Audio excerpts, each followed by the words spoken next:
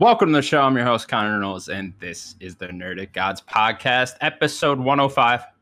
Joining me, as always, Daniel Neverroli. What's up, Connor? What's up, gamers? Also joining us, as always, Steven Sims.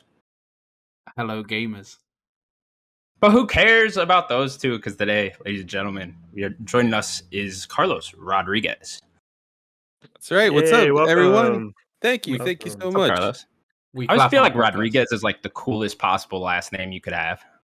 I thank you, because I feel like it's so generic in the Spanish Really? community. I It's like guess Smith, there is a lot of what I mean? Rodriguez, Like, but it's just such a yeah. cool sounding last name, you know? that's fair. I'll give you that. It's the Rodriguez. Sasson. Yeah. Benny the Jet Rodriguez, you know, Sandlot. Yeah. Robert Rodriguez, you know, a lot of Rodriguez. Classic. Yep. Yes. Classic Robert Rodriguez. Anyways, Carlos, you're the host of the Nerd a Day podcast. You also do a wrestling podcast, which I forgot the name of, even though you just Apron Work Podcast. Apron Work podcast. Yes, You want to tell alongside, people a little bit about that, where they can get it, what's it about? Yeah, absolutely. So for Nerd a Day, you can find us at youtube.com/nerdaday, which I just got, which is I'm very excited about. And then the audio portion you can find on anchor.fm/nerdaday. That's more short form entertainment based. And then for Apron Work, we are like a weekly wrestling podcast where we usually like talk very long winded, especially about professional wrestling. But we usually kind of pick like one or two subjects, kind of just go at length about them in the world of professional wrestling. And right now we don't have a custom URL, but you can find us on YouTube if you search Apron Work Podcast, and as well you can find us on audio podcasts. I think Podbean's our host for there. Rest Pass, my co-host, he does everything. That's the best part of that show, because I just come in, talk, and like fade away into the night like a nice ninja. Like, That would I be had really to do nice. nothing, no editing or nothing. I just promote That'd be later. So nice. Yeah, that'd be nice.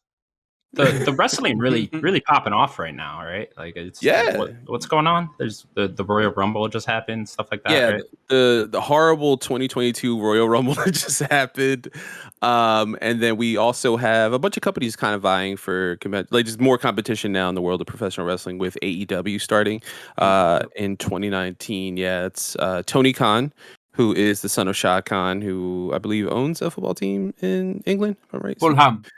Yeah, there we go. Yeah, owns them. Also owns the Jacksonville Jaguars NFL team here in America. Never heard. Tony, yeah, they suck. But they have money, so they can do whatever they want. So Tony, yeah, he owns AEW alongside a couple wrestlers who are the EVPs.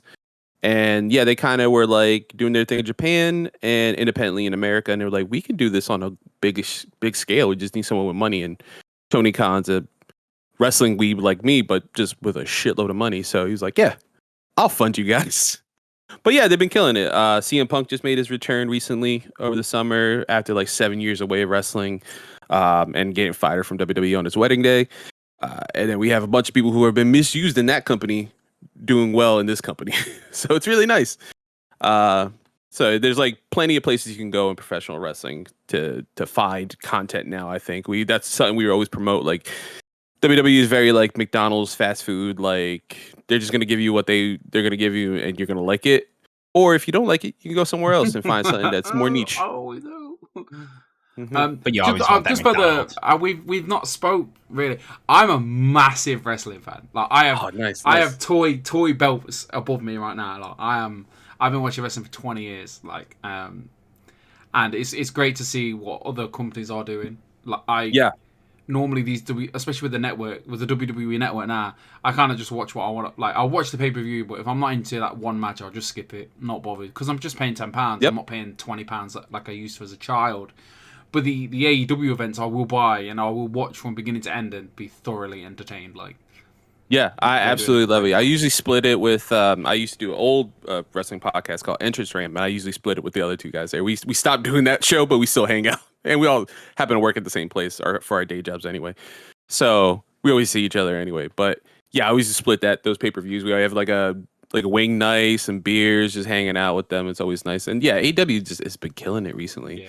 Yeah, They're not perfect. Don't get me wrong. No. We always happen to, me and Rest Pass, my host, we always get down this rabbit hole of like shit on WWE when we don't try to, but they make it so easy. They do make it very easy. After a Royal Rumble that was so predictable, I mean, I think me and my best. I'm sorry, this is a gaming podcast, but me and my friend. AEW we were has like, a game coming out, and WWE. It does, yeah, So, 100%. Here we go. Me and my friend was like, oh, I think Romans will lose the title and then win the Rumble, but I think they just went the opposite way around. Yeah. Yeah, So, that was my prediction as well. That was our prediction. So, that's where we landed. I was like, hey, you know what? I'm okay with that. And then Brock did. I was like, okay. I wasn't I was okay happy with to see that Bobby one. as champion. Yeah, definitely. But Connor. We should. I'm up for an invitation for a wrestling we'll, podcast, by the way. I'm up for an invitation.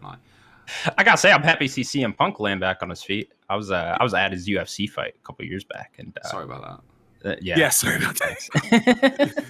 he fits into professional wrestling. That's his bread and butter.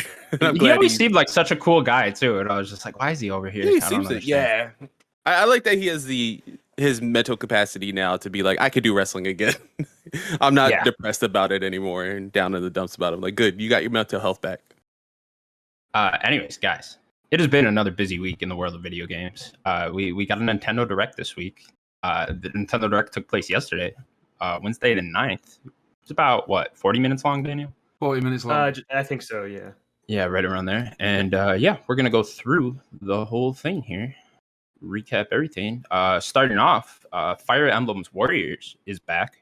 This is kind of a spin-off of Three Houses and another Warriors game for Nintendo. It's the Dynasty Warriors-like games. I forget what you call them exactly, but we're getting one of those for Fire Muso. There you go. That's the word I'm looking for. But now we're getting one of those for Fire Emblem. I don't know if they've made one of these before, but looks pretty cool. Yes, this is, I think, the second one. Is it for Fire Emblem Warriors? Yeah. Well, because they did the Breath of the Wild one a couple years back, right? I'd imagine they've done two of those. Yeah. Oh, did they really? Yeah. There was Hyrule Warriors and then Hyrule Warriors Age of Calamity. Then there was I forgot about that. That Fire Emblem Warriors, and then this is Three Hopes, which is the three main houses, the main characters you get to play as. Cool. It's coming out really quick. Yeah, what is it now? June, right? June 24th. Summer 24th. Game. Like they, I like it. Like announce it, give me a date, and that's all I need. I don't need to see a game like at every single direct, and then just kind of drag along. But I would really play most of those. Yeah, I was shocked how many things were announced. Like gave a date of 2022 in this direct. Yeah. When I was watching, I was like, oh man, everything's 2022. Wow, you guys are just hitting it out of the park. Like this is what we're doing this year. Have fun. I was surprised it was actually first half of 2022, like they said too. There was a few that were. There was a few that were, but normally they're just lying. Like, first half of 2022. It's like, okay, I was expecting 2024 games or whatever, but I was happy to actually see we got some release dates or stuff coming out in the first half of this year. Sims, any interest from you for this? Unfortunately, not. No, there's only a certain amount of Nintendo that really get my juices flowing, and I think sometimes you just have to pick and choose the game you want to play. Like, I mean, I reckon if I tried it, any of these games, I'd like it, but it's just a time thing. You kind of just have to pick and choose. Like, know your battles, especially with children, work, and I like to think this podcast is about 4 regular guys, work, have responsibilities, and we try and give our honest opinions on the games that we play. So I don't know. I don't think I have the time to give my honest opinion, so I'm just not going to get into that kind of thing. If that makes sense in a long-winded capacity. It does. It does. Yeah. Sound mate. Next, we got a release date for Advance Wars 1+2 Reboot Camp. That's coming out on April 8th of this year, which I think we already knew, but I don't know. I don't think so. Date. Maybe it was just rumored then. I swear I saw this date before. Well, it was December, and then they were like, we're delaying it out of the year. It's going to be early. I think we never got a new one. I don't think so. I think it was just always early. I've never played these games before, and they look pretty cool, honestly. The art style was awesome in that trailer. I like the updated art style. I think that 3D looks really cool, and then the kind of drawn art looks really decent as well. I think when it gets Did you play these back in the day, Carlos? Sorry. I did not. Strategy RPGs are a thing for me where I've always wanted to get into them, and I've tried a couple, and it's one of those things like I know it's good, but it does not click for my brain for some reason. Like I'd rather spend 200 hours in Final Fantasy and just going nuts and like currently I'm playing 12. I'd rather go deep in that, but you give me tactics and I'm like, I wish my brain worked that way. I don't know why it doesn't. I've tried so many times. Yeah, I'm right there with you, honestly. That's exactly how I feel. Sims, any interest? Not really. No. No, sorry. Let's give you a short answer. No, that's cool. Go on, sorry. Yeah, No, I might want to play it. It's about time. When can I fit this in this year? Because it's 2 games. I don't know how long these games are. Yeah, April isn't. Well, I guess that time is because end of March is really busy right now. It's the end of March into April, Yeah. So. Then I think this is the same day as Lego Star Wars, so a little Ooh, bit. you're right. It's right around that same time. So I'm gonna play that first, anyways, before this. Yeah, that's gonna be a meaty game. I think they're GBA games, so I can't imagine them being too long. Yeah, I'd be curious. That's a good point. Although with this one, try to fit it in. We'll see. Next up, then we got a look at No Man's Sky coming to Switch this summer. Man, that draw distance look rough. It's a Switch port. It's a Switch port. Like that Switch Pro needs to happen. That's what needs to happen. I mean, this is one of those I like promised myself I'd go back to this game at some point because I played it when it originally launched, and I was like, I really want to see what they did with it because apparently it's very good now. But I keep adding to that game. Yeah, I just don't know when I'll have the time to ever go back and try this again. Yeah. I'm not upset when I bought it. I bought it like at launch. I played it for like kind of deep for about a week, and I was like, you know what? I think I've had my fill, and I'm happy. I wasn't like down as everyone was. They definitely overpromised with that game in the very beginning, but then finally came to its own, and I'm really glad it did for them. I was just like, I don't think I'm gonna go back, but I'm really glad you guys got where you guys are right now. Yeah, super happy for them. It was a really cool experience at first, though. Like just going off the planet, I dug it. Another one, I got that trophy for just like walking so much and that because I just wanted to see around and stuff. It was crazy. Okay, cool. Next up, then. Where are we? Mario Strikers Battle League got announced. This was kind of one of the bigger surprises at this direct. Strikers is back, guys. Yeah, it is. It was a cool trailer. Definitely. I love that they kept the art style almost like similar to the GameCube release. They look badass. Like say Mario looks badass is like weird to say, but there was just one scene. There was just one scene. I think it was Bowser just decked someone like against the wall, and I was like, "Yo, that's not the rules." Unfortunately, though, for me, I was like, "Oh shit, yes." Oh, but the last sports games haven't been that good, and I was just have been subpar at best. And then I want to get excited. I want to sit here and go, "I'm definitely gonna buy it day one," but like. Am I though? I mean, this is one of those games you have to wait for reviews. But I mean, this looks tons of fun. Like I love football. All right, football. I like football, not soccer. And didn't you guys used to call it? I say this all the time. You guys used to call it soccer. Never, apparently, not right? in my lifetime. Never. Yeah. Never. Fake news, as we say in America. Fake news. I am 30 years of age, and it's always been called football. Okay. Okay. The same thing though, Sims, is with the past 2 sports games. Like I remember Mario Golf got announced. We were all so excited. We were all like, "Oh, we're all gonna get this," and none of us bought it. None of us. Yeah, that's it. I'm really hoping this is the same thing because as soon as it was announced, I got excited, and then I thought like, "Oh, what if it's not good?" I don't know. I want Nintendo to recapture like the glory days of the Mario sports games on the N64 and stuff. You know, that's what you really want. But I don't know why they're not hitting like they used to. Lack of content, it seems like. Yeah. Not enough courses or Carlos, players. Are you excited for this? Yeah, it looks good. I remember playing Strikers. I was in high school when it came out, so I went over to a friend's house a bunch of times and used to like play that after school on their GameCube. And I was like, I'd always dug. I never went out of my way to purchase it, but like it's definitely a party game. I would love to like have people over and play that together. I wonder how that 8-player mode's gonna work. Yeah, like, that seemed crazy. That's gonna be complicated when you have 8 people. Yeah, and also, is it gonna slow down? I was just thinking, how's that frame rate gonna work? Yeah, chugging along. It's like 2 frames. Another game coming out very quickly, June 10th. Like that's an awesome, nice release day right in the summertime when people are gonna go out and play football. So this is perfect timing.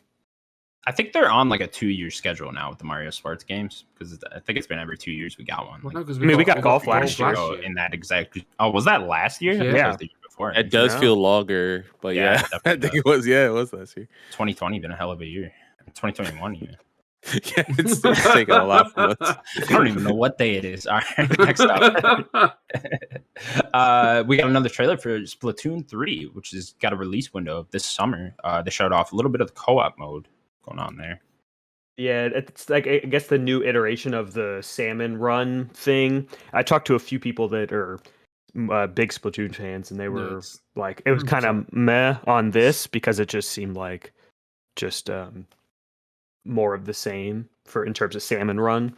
But yeah, it's nice we got like a window, it being the summer. So seeing that Strikers is in June, I would assume this is probably August. I doubt maybe July, but I'd probably say August for this. That's what I was thinking as well. I was thinking like I predicted. I was with the Point in Progress folks yesterday watching, and I was like, that has to be August. And then you start seeing the year with like Nintendo first party, and you're like, I don't think we're gonna get Zelda. No, it doesn't seem like a no. Don't say it. I would love it. December. Yeah, they like a December release date. It's just That's can true. they hit that? You know, yeah. It's also it's also Nintendo. Like they can release it on Christmas Day, and everybody's gonna buy it. It don't matter. Yeah. Like hang out with my family. Nope, playing Zelda. Sibs, are you like me? You're not in Splatoon, right?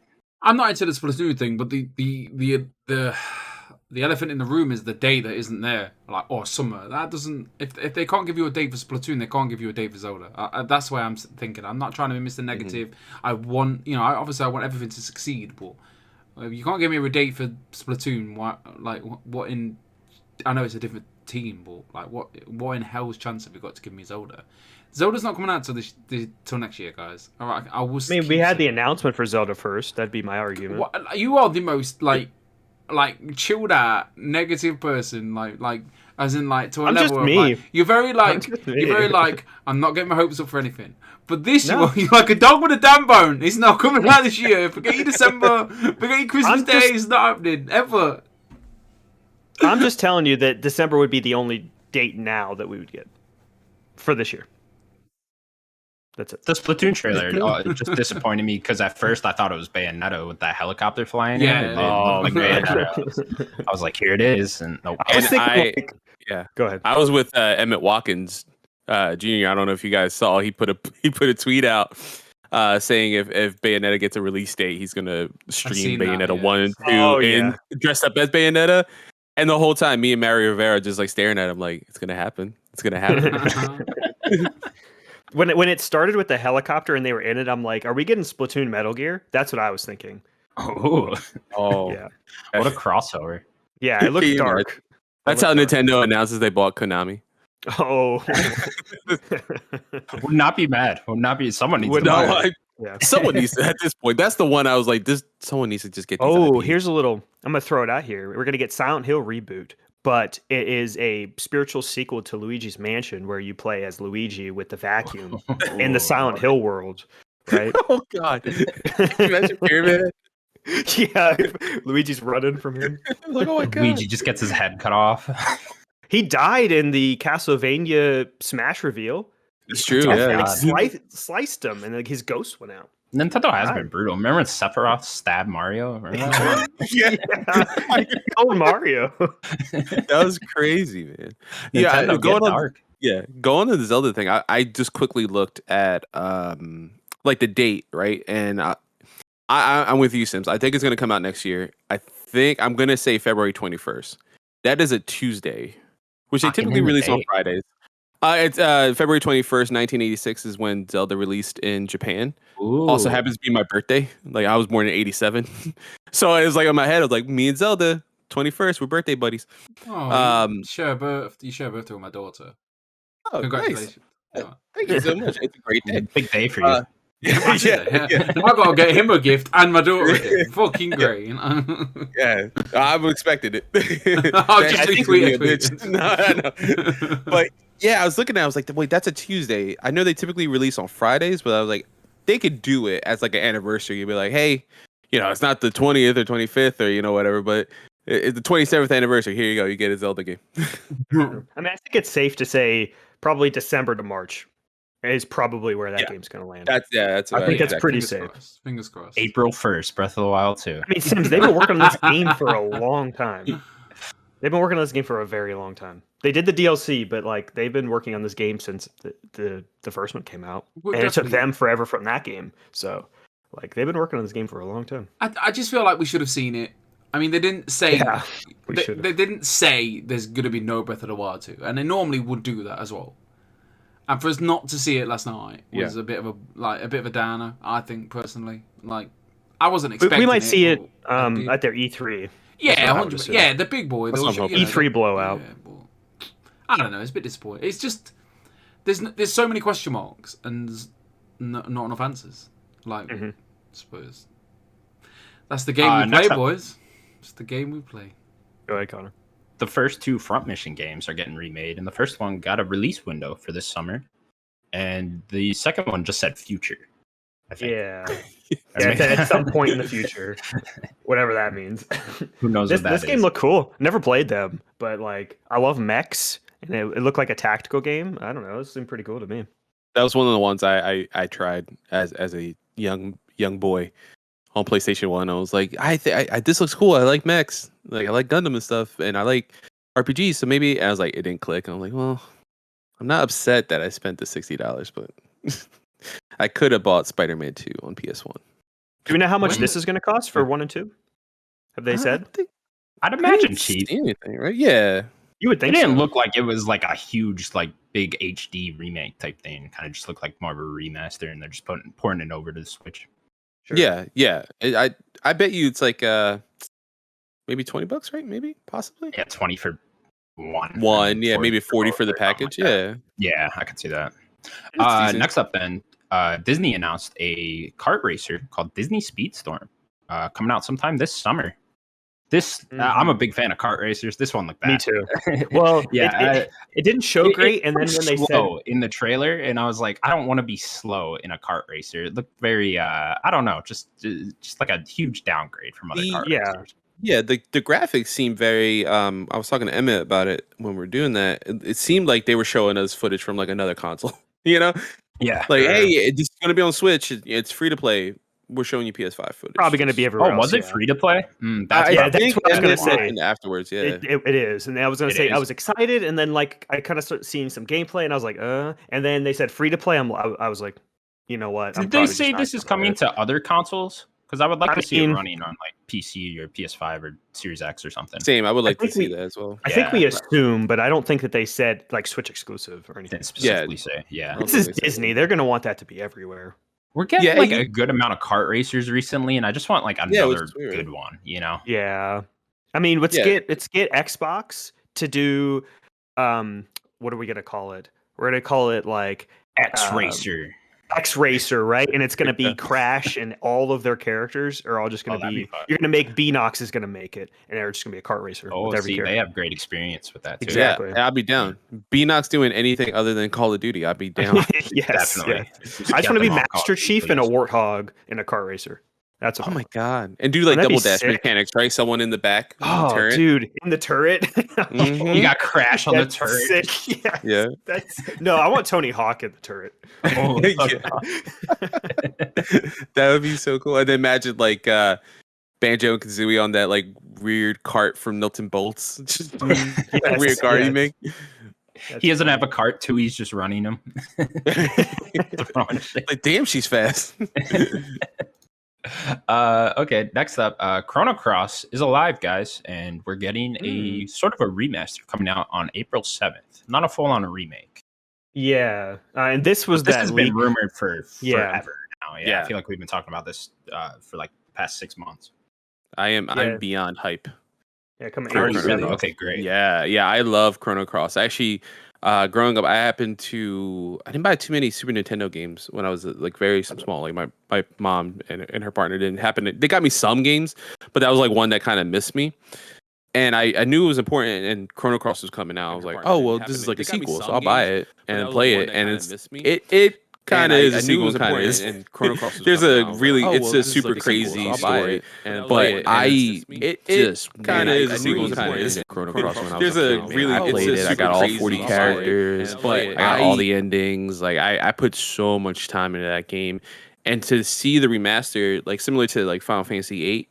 That they did recently, Square. It looks really good. Like, just smoothed out graphics, that's fine. And it's actually being shipped with Radical Dreamers, which is a prequel that we never got in the States. It's a text-based adventure that was only released in Japan. and it's kind of like a bridge between Trigger and Cross, like kind of loosely tying those together. And I'm just excited, especially the price point. I saw it was like $20. I'm like, I had to pay 40, but okay. And it's coming everywhere. This is not just Switch. Like it is coming to put it Xbox. up. Yeah, Square heard me. I was like, oh, you want those pixel remasters on console? No, now you're paying $40 for Pro. Like where are we gonna get like all of those on console? Come on. They should be. This is ridiculous. At Crazy. point. I mean, I don't mind that it's on like Steam or whatever, but I would love it on Switch or my PS5. Carlos, is it weird to you they're not doing Chrono Trigger first? Because that just seems odd. I've never played either of them, but it just seems odd to me we don't have. They're Chrono Trigger so loosely based. Like there's connective tissue in there, and like not to spoil anything because I want everyone to experience it. There's some correlation between the two games. Like there are some characters that show up in between, but it's a lot of timey-wimey like dimension weirdness that happens in that game. Like you kind of heard from like hearing the story synopsis, right? But I'm not actually too shocked. I want a remake or a remaster of Chrono Trigger. I know that that's on HD Steam. 2D. Let's get the HD 2D. That would be great. Version. That's like Live, which I'm sure we'll talk about in a moment. Yeah, that would be awesome. And I would want it to be the DS port of Trigger. I've heard that because that has added stuff. Yeah, that is absolutely the best version. It's really hard to find now, obviously physically. But it's a really good version of that. So it's probably the best version of that. Cool. And then we're also getting some ports to the Nintendo Switch. We're getting Assassin's Creed: The Ezio Collection on February 17th, which is coming up pretty soon. You don't realize that they were great games. Oh man. Oh, Ezio, that whole trilogy is great. AC2, come on, dude. I'm always scared to go back to like Assassin's Creed 2, just because how much improvements were made throughout the Assassin's Creed series, though. You know, I just don't know going back. Funny, to it funny enough, my best friend is doing that right now. Is he? Like I don't know why he's doing it. I was like, dude, why did you buy it? He's like, I just beat Valhalla and I wanted to go back to those games, and that's how much he loves Ezio. He's like, I'm just gonna go back into here, and he's having a blast right now. I think he's waiting for us to get Gotham Knights so me and him could play together. Sure. So I think that's his like one game is like that and like the sports titles at the end of the year. We're also getting Star Wars: The Force Unleashed coming to Nintendo Switch on April 20th. Did it always look like it, homie? No, it does. No, it looked way better in 360 and PS3. Yeah, that looked horrible. I think this must be just a weird port of this game. Oh, it looked better on those? I thought this was just like a straight port of those. No, it somehow looked worse. Yeah. Interesting. Yeah, I was like sitting there. I was like, no. It definitely looked better back then. I tried it like on 360. I'm pretty sure, and it did not look that bad. It did not. I really like these games though, 1 and 2. I think I'd like 2 way more, but yeah, they were great back in the day. Yeah. The only thing with 2 with me is like, there's no way you could fit that canon wise. At the time when we didn't have, Disney purchased Star Wars and everything, so like, hey, this is canon now. I was like, there's no way you're fitting this. Force Unleashed, you can be like, yeah, this fits. But the second one was like, this. What was the main character's name? Starkiller, right? Starkiller, was he was supposed to be way more powerful than anyone. Like if you try to add him in canon, he'd be like the most powerful being in Star Wars. Starkiller was supposed to be Luke's original last name. Yep. Good and little fun fact for you. What's the name too? The guy who plays Starkiller. He from Days Gone and all. I can't remember his name. Sam Whitworth. Yeah, Sam Whitworth. Yeah, Doomsday in Smallville. How could I forget? He also voices Darth Maul. Yes, now as well. Oh, and Rebels, right? He's Rebels and Clone Wars, yeah. And Han Solo, yeah. Oh yeah, I always forget that he was in Solo. Spoilers, holy shit! And he was like, I've been waiting to watch that movie. Yeah, years later. Yeah, years later. Sorry. Next up, we got another Kirby and the Forgotten Land trailer. This time, Kirby sucked up a car and turned into a car. This trailer also a vending machine. Mouthful mode. Oh my god! Like this when game it started, continues to look incredible. It does look good. Yeah, I was like, when he sucked up that car, I lost it. And then when he sucked up the vending machine and became a vending machine, I was gone. Like I was gone. I couldn't. That's it. Pre-order locked in right there. Yeah, it was hard not to make dirty jokes yesterday. Oh yeah, like there's a really good TikTok that Mary Rivera just released for their channel since we're on there, and we made a decent amount of jokes, and shout out again to Emmett Watkins because he I don't know if you guys know about the grapefruit thing, especially with kind of funny. Yes, I remember the grapefruit podcast. He edited that video with that sound at the end when he gets the car. It's great. Look it up on Twitter. I need to watch this video. Do you two not remember the grapefruit incident? No, video? I don't know if I want to know. I want to know. Look, how long Google ago was this kind of podcast? funny. This was like the Colin days. Google No, like kind of funny like I missed that. yeah, this was way before you started watching. Google like kind of funny grapefruit something, and it was like when they used to segment their podcasts, they would do like four cut it up. This was just one of their bits, and they were like, "Watch this funny internet video." I won't spoil what it is, but it's amazing. Just watch it. Or if you ever seen the very funny movie Girls Trip, that is also referenced in that as well. Okay. But yeah, this game looks great.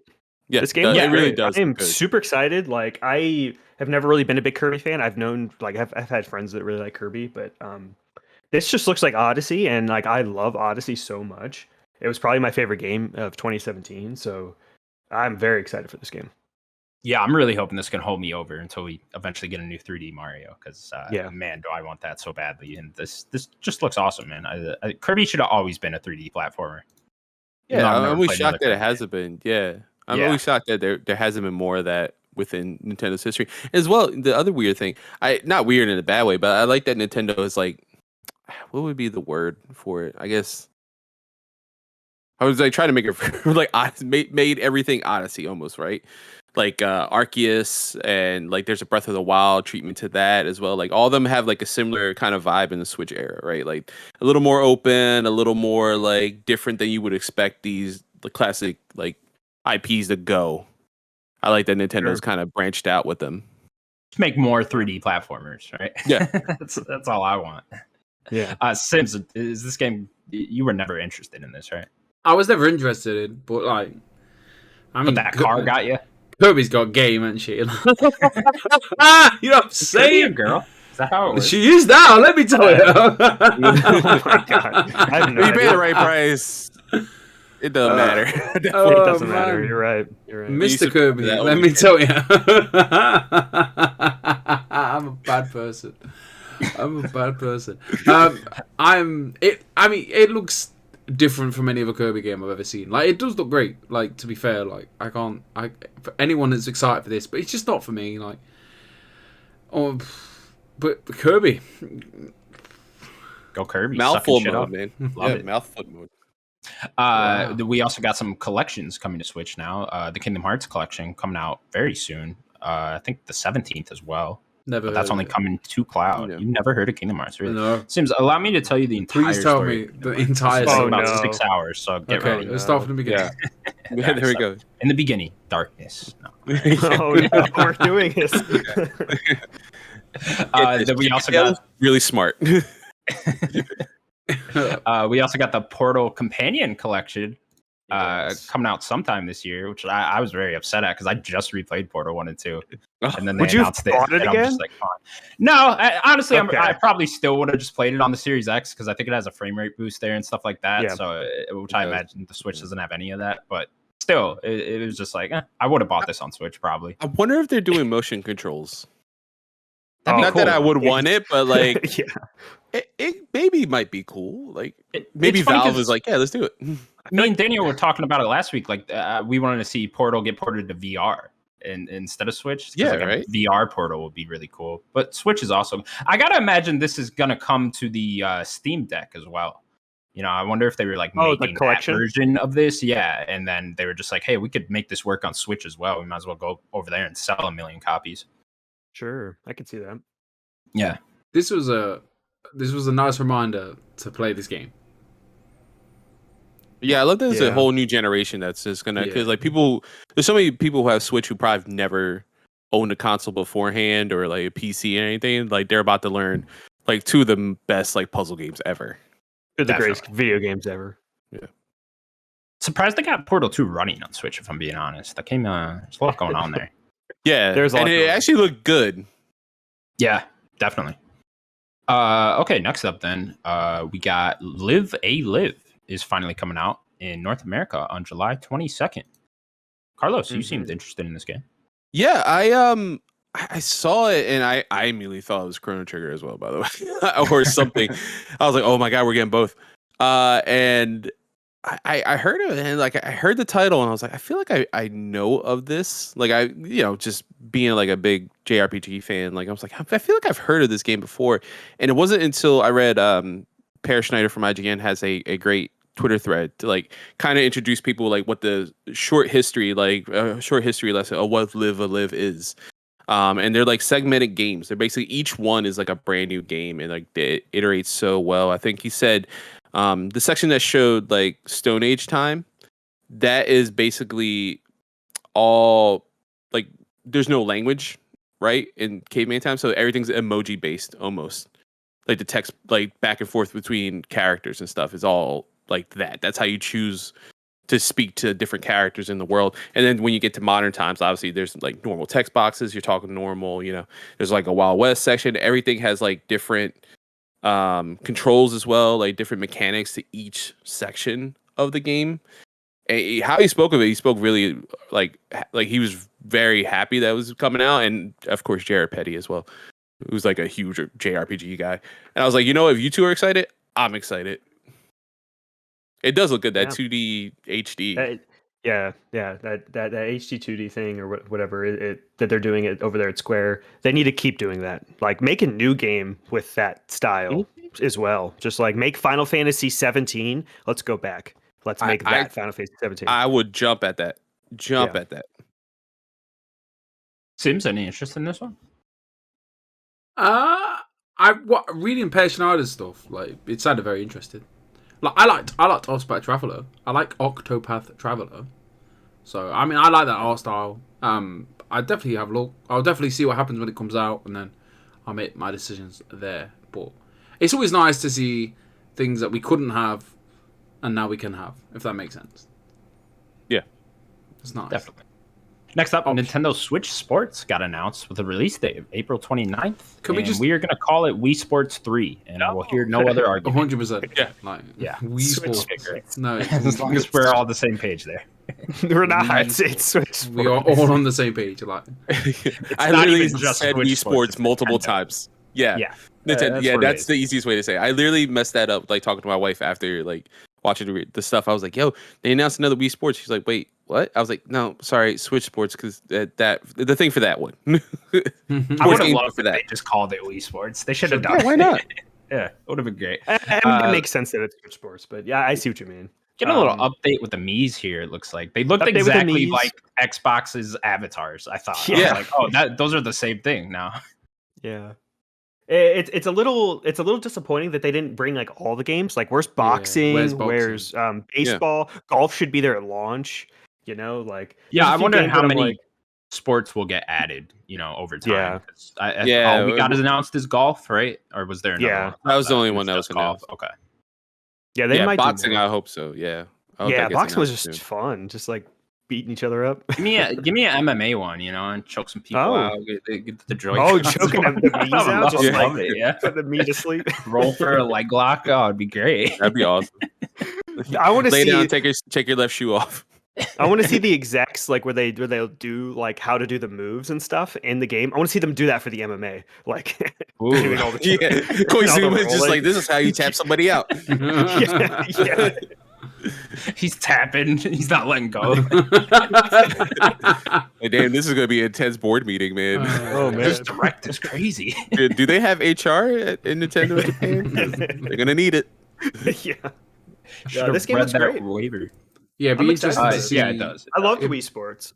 Yeah, it'd be interesting to see price point. See where we're at with that. Is it going to be $40? Yeah, I was going to say I would have liked to see this be like a free to play thing. Free to play, like maybe they just put it out and you could try out all the different sports and whatnot. Yeah, or you buy the specific sport. Yeah. I think that there is a price point though, isn't there? Oh, is there? There has to be. It's soon. Wasn't 1-2 Switch like $60 though? Like I hope that this is like $60. I'd imagine it is with. Yeah, it probably will be. They can get away with it. You can feel I can see marbles. this being 40. Yeah, the ice. Feel it. I think it's 40. Yeah. See, 40 is I think a much better. That's a good price point then. Yeah. It is $40 US and $50 Canada. Cool. That's exactly where I think it should be. What about GBP? I was like, yeah. What's the price difference there usually typically for games? Like It's what, normally like a tenner difference. It's always a cheap. It's always like it always cheaper seems by like tenner. it's £5 more than our dollars. No, it's cheaper. It's always always cheaper. Oh, is it Yeah, cheaper? yeah. always I cheaper. swear, Sims always says 5 more than it cost me. No, so he what, says like 5 less. 30, right? 5 Depends less, what. maybe. Yeah, so depends on what 30, day it is. yeah. 35? It's not bad. Yeah. I don't know if you've missed it, Connor, but like I want to talk about this Klonoa game. Is it Klonoa? Klonoa? It is Yeah. Klonoa. Oh, I did So, like- skip over that. I'm sorry. It's fine. Like I know Natalie was excited for that. Yeah, that is Yeah, she my was. my partner's a massive gamer, Carlos. Nice. She popped for this game. She was like, "Oh shit!" And I was like, "Oh." She was like, "We've been looking for this game for so long because if you want to buy it for PS1, it's like £70. Like this game is hard to get." So, she's really excited for this game. Like for me, it just looks like a generic platformer. But if she's happy, then I'm happy. Looks cool. Happy wife. It looks cool to me. Happy life. Happy She life. told me Yes. the bunny could flap his ears and fly yesterday, and I was like, I'm Glide? sold. Yeah. I'm sold. Yeah. Soundmate. Yeah, I remember them Sound- releasing. I don't think I ever touched them back in the day. Yeah, I think I got, remember like- seeing them in like EGM and I'm like, all right, cool. Next page. I could be wrong, but I got like Donkey Kong Country vibes from it. And that got me excited. Yeah, they're yeah. supposed to be good. They're supposed to be good games. This is coming everywhere. This is another one that's coming everywhere. It's not just only on Switch. And yeah, I it think was they have a announced release later date. on. It come to Xbox, PS5. So. July 8th. July 8th. So it's coming everywhere. That's- It's good timing too. Yeah, I think July. so. Next up, we got another trailer for Project Triangle Strategy. I think we're No. dropping the project now. No. Just Triangle. Just Triangle. Yeah. Yeah, sorry. And there's a demo out today. Oh yeah, that's right. You I can forgot about carry that. over into the full game. I believe they did this for Octopath Traveler as well. I think so. Yeah. Yeah, I remember playing that demo. But yeah, this game looks cool. Coming out very soon, sometime in March. I think it was like March 8th, something like that. Yeah, I don't see here. Eurogamer does not have it here. Yeah, something Yeah. like that. Anyways, this game looks very good. If you're into it, you're into it type of thing. Carlos, are you into it? Again, strategy RPG. I Yeah. want to be into it. Love the art style. No, it's like one of those. No, I'm looking at it. I'm like, this is definitely a 9 out of 10. It's going to be high on Metacritic. Hopefully, someone got it for Fantasy Critic. I know it's good. Not for me. Yeah, the music's great. Oh yeah, The music's awesome. The name, it's bad. They need That's to a hard not don't stick. It's worse than Octopath Traveler. Like that's I don't know how the game- Whoa. This is a bad name. Octopath Traveler is a It's- great name. I said it's better than this. It's not. It is it's not- better. Not a good yeah, name. it is better. I would say though, I in my head canon, I'm just thankful that some poor intern at the studio didn't have to stay up till like 5 o'clock in the morning with like a bunch of Red Bulls trying to figure out a name for this game. Just be like, Got a whiteboard. you got full of anything, Brad? titles. No, I don't got anything. You know, I'm working. I got son. Project Triangle. You know what? What if we just drop the project? I know. I can't wait for them to announce their next game with the project in front of it. It's like, hey, we know what you're doing. Project video game you will buy. Okay. Yeah, it's just project video game. Dear. Next up, we got another trailer for the Cuphead DLC called The Delicious Last Course, coming out June 30th. Mm-hmm. Looks Here you cool. go, Daniel. You excited? I didn't play a ton of Cuphead. I beat like the first area. I thought you would have been one of those guys that like beat it and love it. I love the game. It's just not a game that I like. I think something else had come out and then I just didn't come back to it. But I do really like the game. And this looks cool. It's nice to have a new playable character. I kind of wish that this seems so late that I kind of wish that they just went with Cuphead 2 at this point. But you know, maybe they'll do it after this. Maybe they are working on it simultaneously. I'm not too sure, but it looks cool. I'm surprised they didn't try to time this with the TV show. This TV show comes out in like 2 weeks now, and you know, I figured drop both of those right around the same yeah. time. You got money. They might have tried and be like, "Oh, this is not." Yeah, a bit too off. Yeah. Carlos, did you play through Cuphead? I did not beat it. I did early stages and I was really liking it. And I think similar to Daniel, I was just like, something came up and I was like, hey man, I really like this. I'm gonna drop you, even though I really like this. I don't think I'm gonna finish it. I appreciate what you've given me, and I don't know what I played at that time. Yeah, it What was was that? 2017. 2017. I think it was, or maybe it was Horizon? 2018. There was a Probably lot Horizon, going next on one. around when Cuphead came out. It's come out in the last but- 20 years, okay? Yeah. Oh, it definitely has. Oh yeah, Resident Evil 4 maybe at some point. Yeah. The one thing that Cuphead did not do well, in my opinion, was the run and gun levels, which were the normal platforming levels. There were the boss levels. Those didn't feel as good as the straight boss fight levels. I wish that they would kind of work more on those. So I don't know if they are in this because they haven't really shown a ton of gameplay, but I'm not too sure. This is one of those Seems games me and you gonna avoid this. Yeah, I want to play it. I genuinely want to sit down and play it with Natalie, but it might end in divorce.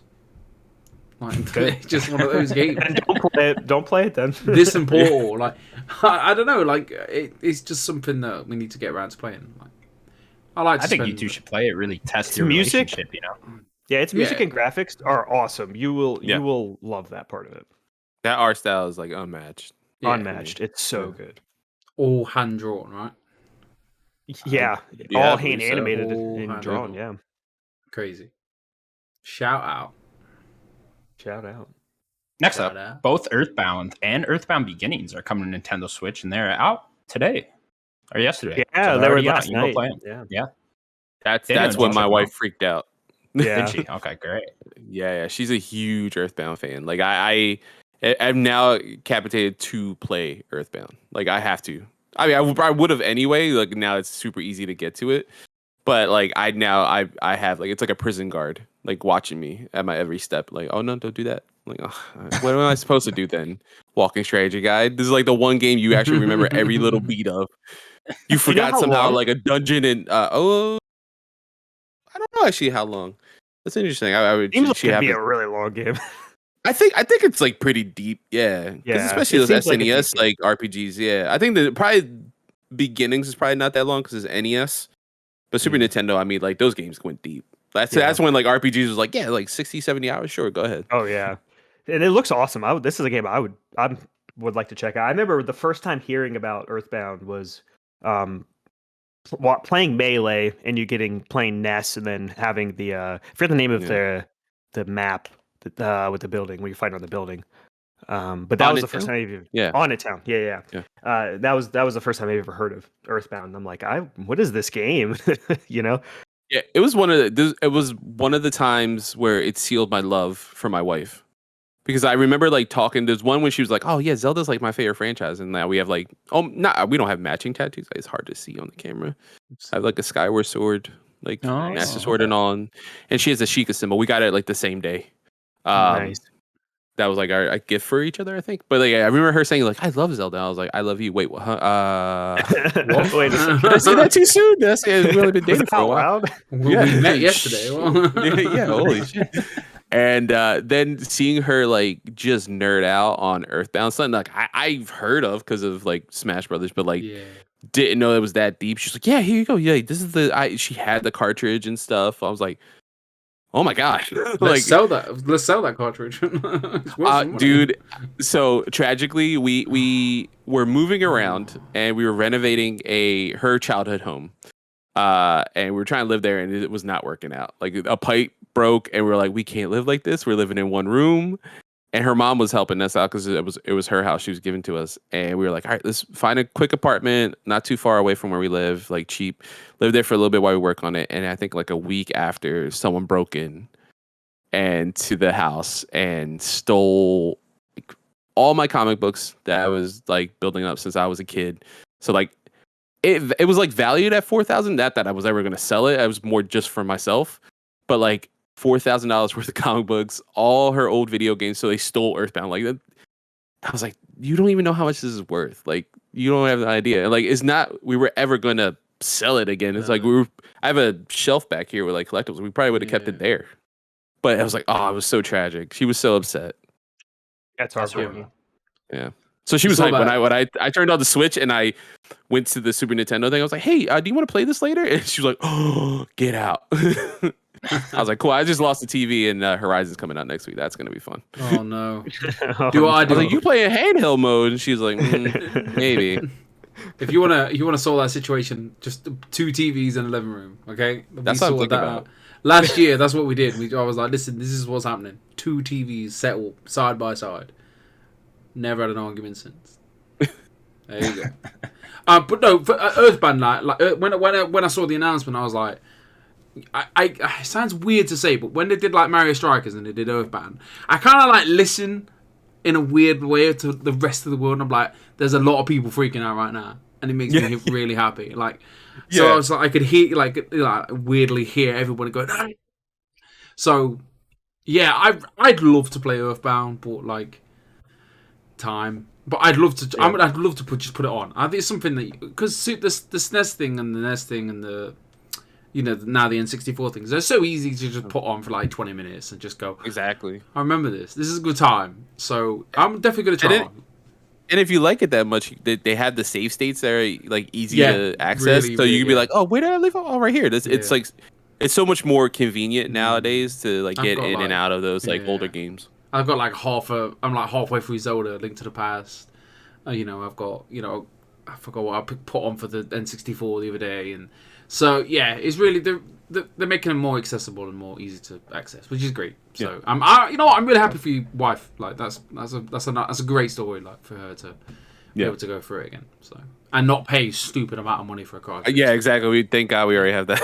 Yeah, I'm holding out for Pokemon Snap because I've been eyeing up N64s. Right? Yeah, I've been eyeing up Pokemon N64s for years to a point where like I want one so bad. I want No Mercy. I want Natalie to play Pokemon Snap. No Mercy. I wanted to play Pokemon Stadium, but you see, I can't. £80 for an N64, and then for what? To put it on for half an hour? Do you know what I mean? Like it's just They announced Snap was coming, right? They have, yeah. Point? But I'm waiting for. I think it might be next month because I know Banjo. What's next? I think. What's next? Banjo, right? Banjo just came out, right? Oh yeah. So I think maybe Pokemon Snap might be. Oh, next. Majora's Mask, right? Is next. That's Majora's Mask is next. Yeah. Is it out? Is it out already? Daniel? I don't know. I can't remember. I'm sorry. Say that one more time. Majora's Mask. The N64. I'm pretty sure it's up now. Yeah. Oh, okay. I'm pretty sure. Snap's got to be on deck then. It's it was on the long list. Fucking hell, crump. Yeah, Banjo just came out, and I want to say Banjo and Majora came out around the same time. Oh, okay. Interesting. Okay, next up then, Mario Kart 8 Deluxe is getting some new DLC. It's getting 48 new maps in total, with the first wave of which coming out sometime in March. I think March 23rd was the exact date. But yeah, guys, more Mario Kart 8. A lot more. 48 remastered. Exactly what I didn't want. This is basically many courses at the game. Yeah, I know, exactly. It's a new game. This is just. I'm sorry. Go ahead. No. Go ahead. I was just gonna say that. This is like as awesome as this is, and I would love to play this. Like this game was a packaged DLC. Had packaged DLC like on the Wii U. Like this is not. This is a second batch of DLC that this one game is getting. Like it's just ridiculous. Yeah, it's insane. And then I noticed when like it was showing up, it was like this will run through 2023, like fall 2023. I'm like, damn. Yeah, we're not getting Mario Kart 9 until that's not happening. 2024. I would bet they're saving that for their next console launch. Honestly, at this point, probably. Yeah, it seems like Mario Kart is like a platform now, where we want to like a lot of a lot of sports games, right? You want Madden to be a platform. Let me spend $25 every like 2 years, update the roster and all that stuff in engine. Something similar to that. That's I'm feeling now. It's like Smash Brothers Ultimate. Like it's a platform now. From now on. Sure. Yeah, that's what they need to do next. I'm just conflicted by this whole thing because like I want to play these. I'm gonna buy these and I'm gonna play these maps because I really want to play the old Mario Kart maps and stuff in this new one. But it's just like I played this game 8 years ago, on Wii U. I got this at launch on Wii U. So and it's like you're giving me DLC for an 8-year-old game now instead of just making a brand new one. Like I thought it would have been an awesome idea if they just made Mario Kart 9 like and go after the Smash Bros. Ultimate way and just add everything into Mario Kart 9, call it Mario Kart Ultimate or something like that, and. Yeah, I just don't know how I feel about this. It's an odd choice. I'm gonna buy them and I'm gonna play them and I'm sure I'm gonna love it. But man, I'd kill for Mario Kart 9. I have a question for you guys. I asked this yesterday when we were doing the live stream too. Tim from Kind of Funny has always said like he feels like the next Mario Kart is not going to be a Mario Kart. It's going to be like a Nintendo Kart, like where you get not just like we've had Link recently and the Squid guys, like Inklings. Inklings, thank you. I was like, I forgot their name for a moment. We've had them in Mario Kart, but like a full blown like Mario Kart's done. Now it's Nintendo Kart. Where do you guys fall on that? I would like that, but I would think they would always keep the Mario Kart name just because there's so much like cachet with that name.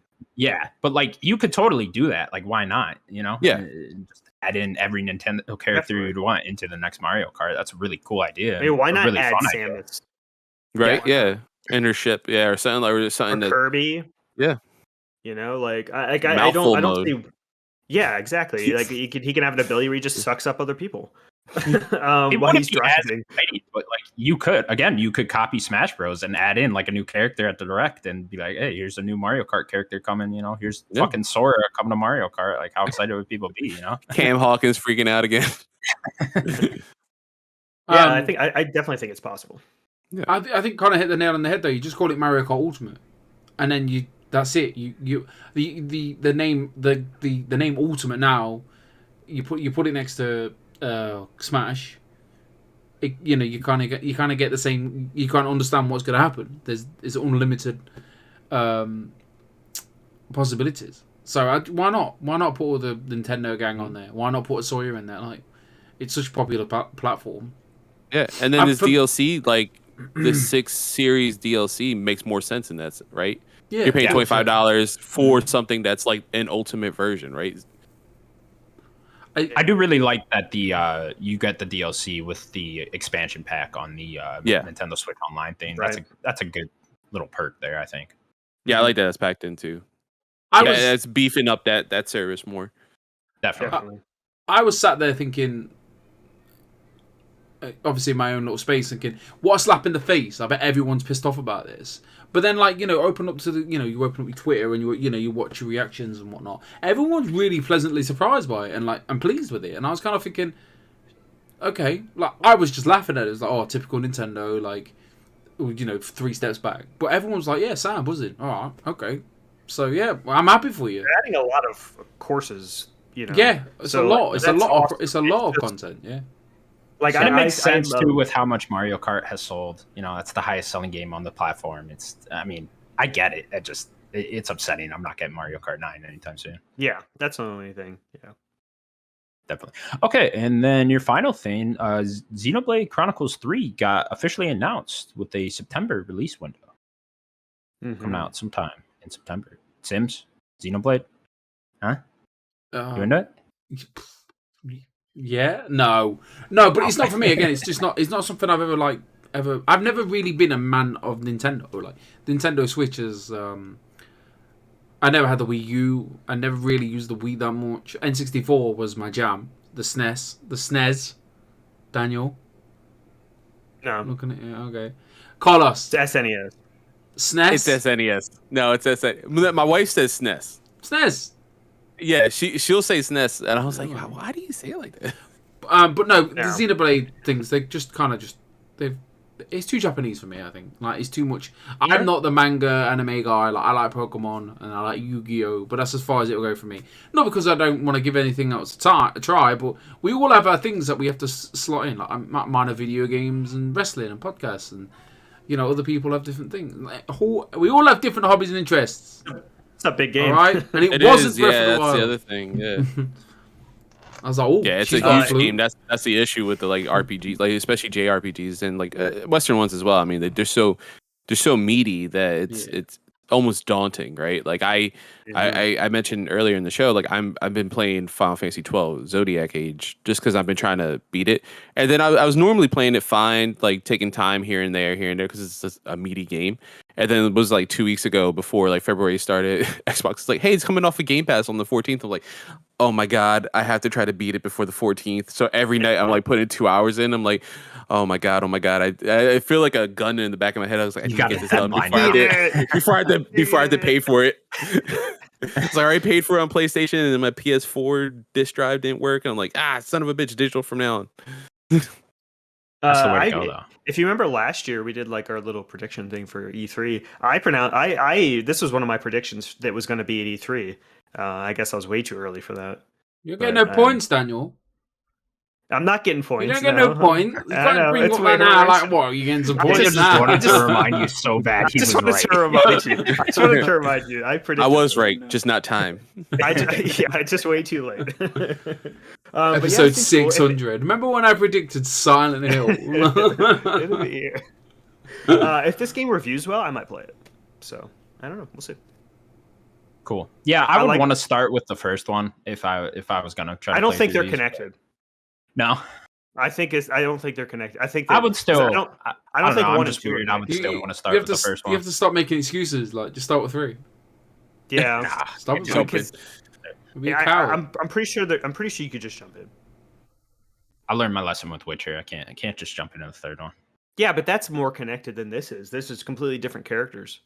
Sure. This is like more of a Final Fantasy, I think. Type of I thing. heard through the grapevine that you played Kingdom Hearts 2.3.2 first. I probably straight up told you that. It wasn't through the grapevine. I did. Anyways, guys, that was the Nintendo Direct. Pretty good one, I thought. I thought they kind of dropped the ball a little bit at the end. With obviously no Breath of the Wild 2 was very disappointing, but I'll take what I can get. We missed one thing, which I just want to shout out, which is the dumbest thing in the world, is the Metroid Dread mode, the one-hit difficulty mode. We didn't mention that. Like, no one wants to play that. No. I don't know who wants to. Someone does. I guarantee someone does. Oh, some stupid bastard. Insane. I said to them all Dark Souls games. It's like, I'm going to do this. No. I said to Natalie, so I don't know, like, obviously a couple of episodes back, I'd been playing Metroid. And I had a dirty secret that I was going to take to the grave with me. I couldn't do the last boss. Couldn't do it. And I started texting my partner. I was like, "Look, I'm selling the game, but I need you to. I'm gonna tell everyone I beat the game because like I'm that ashamed." She's like, "I'm not lying for you." She said some nasty things to me. She's like, "You're a coward and you need to beat it." I beat it. It took me about 25 times, but then now they just added this rookie mode, and I am mega pissed off. Like mega pissed off. Don't you feel like you've completed a great challenge though? Honestly, I still have a headache from that boss. Like it's like 6 months ago. It wasn't that bad. It was so bad, Daniel. It was awful. It wasn't that bad. That's frustrating. I don't mind easy modes. Oh, I'm not. I am the easy mode master. Damn right. Like, because then you get to the bulk of the game quicker, right? 100%. It's like you get like time. We don't have the time, right? So it's like I'd rather play on easy. Just that's it. You know when I see like story mode in that difficulty, in that. Yeah. Oh, yes, please. Put it on story. You don't want to die ever. No. Okay. No. I want to experience this. I just want. Yeah. Shout out. Speaking of Nintendo, then we got some more updates on Pokemon Legends Arceus. It has now sold 6.5 million units in the first week of its release. It is the second fastest selling Switch game behind Animal Crossing now. Mm-hmm. There you go. Daniel, I know you were wondering if Pokemon Legends Arceus would be as popular as the mainline Pokemon games. Yeah, that was my question. Yeah. And I wonder if it's also because they're pretty much Pokemon's entire existence is the generations being split. So I'm wondering if a lot of it's like, there's one game. It is console players and handheld players all playing on one machine. There's only one version of the game. Buy it. So like I'm wondering if that helps instead of people buying Sword and Shield, just Arceus. It seems very much like people are viewing this one as a mainline Pokemon game. At least that's the way it seems like people are talking about it. I know there's a couple guys at work that are playing this and stuff like that, and they don't ever care unless it's a big Pokemon game coming out, stuff like that. Carlos, did you pick up this game? I did not pick up Arceus. It's probably going to be something like down the line will be on my backlog. But it looks so good, and it's one of the few games I see like the discourse online about it. I'm like, man, this seems really interesting. I haven't played a mainline Pokemon game in a very long time, and this seems like the one that's gonna get me back, like eventually. Because I keep like every day I'm like, damn, Arceus looks good, and I was like, well, this person's talking about it, saying so good. You know what? I gotta eventually pick this up. So that's definitely. This game on the docket to get, but yeah, it's on the docket to be purchased at some point this year. But with like Horizon next week and everything, I was like, I gotta time again. I've had to put my foot down on the game. Like I've had to like speed up the process to the point where I'm like, I'm further than Natalie. Like, I'm further than my partner. That never happens. She's always ahead of me on video games. But I've sped up because I'm like, there's that looming horizon and the tall neck right behind you, just coming at you. Yeah, that's what it is. But it looks so good. Go ahead. No, I was gonna say it looks so good. The game's interesting. Like, I think if you like Pokemon, I think you'll like it. It has a lot of steps forward in one aspect, which is like the catching and like the exploring and all that. I continue to say like I think completely missed the mark on the battling. I think the battling is just not very good. They've taken things away from the battling. Like, they've taken Pokemon abilities away. They just don't have an ability. You can't equip anything to the Pokemon, like little items. They don't have that. I think they've messed with, like, it's not just your turn, their turn, with like Pokemon speed mattering. It's also like sometimes they will just go twice in a row, and like if the Pokemon will use like an agility version of the ability, they could just go twice, and I think that kind of breaks Pokemon battling. There's just little things for me. But in terms of the battling, they've made it to where you can just equip moves very easily. It's just in a menu. You don't have to like go to talk to a person, change out one at a time. You can like go in there. That was very frustrating. Yeah. Yeah. You could just add them how you want, and you could keep doing it throughout the game. It's really nice. The pros definitely outweigh the cons. And there's a lot of cons, but the pros are so glowing. Like, yeah, who was I listening to recently? They were talking about like the text. There's so much text. It's like there's a lot of talk. I've completely zoned out of the story. It's a little rough. They need some sort of voice acting. It's about time. But no, congratulations. This is amazing. We all knew it was going to sell. Like, there wasn't a doubt. There was no doubt that it wasn't going to sell gangbusters. So it's just how well, right? Yeah, man. It's Pokemon. Yeah, I'll be curious to see where this lands on the MPD at the end of the year, because sure, I better be up there. Yeah. 100%. Yeah, I think so. Especially by the coming out so early. I mean, January, Brilliant Diamond and Shining Pearl, they did well, and that was only like 2 months. That was the number 4 selling game of last year, and it only had 2 months. So yeah. Pokemon, man. Is anybody really cold, or is it just me? I'm freezing. Well, you are on the other side of the world, so I don't know. Cold. Surprisingly warm day in Philadelphia today. Yeah. Oh, do you live in Philadelphia? Yeah. Oh, I used to live in Philadelphia. Interesting. In West Philadelphia. I'm sorry. Corner. Yeah, right. Sorry. I was like trying not to sing the song. I'm like, don't do it. Do it. We can do it. No, actually, I'm from originally North Philadelphia, like where Kevin Hart was like around. Like, okay, interesting. Yeah. So my mama told me to tell you. Sorry, I'm so sorry.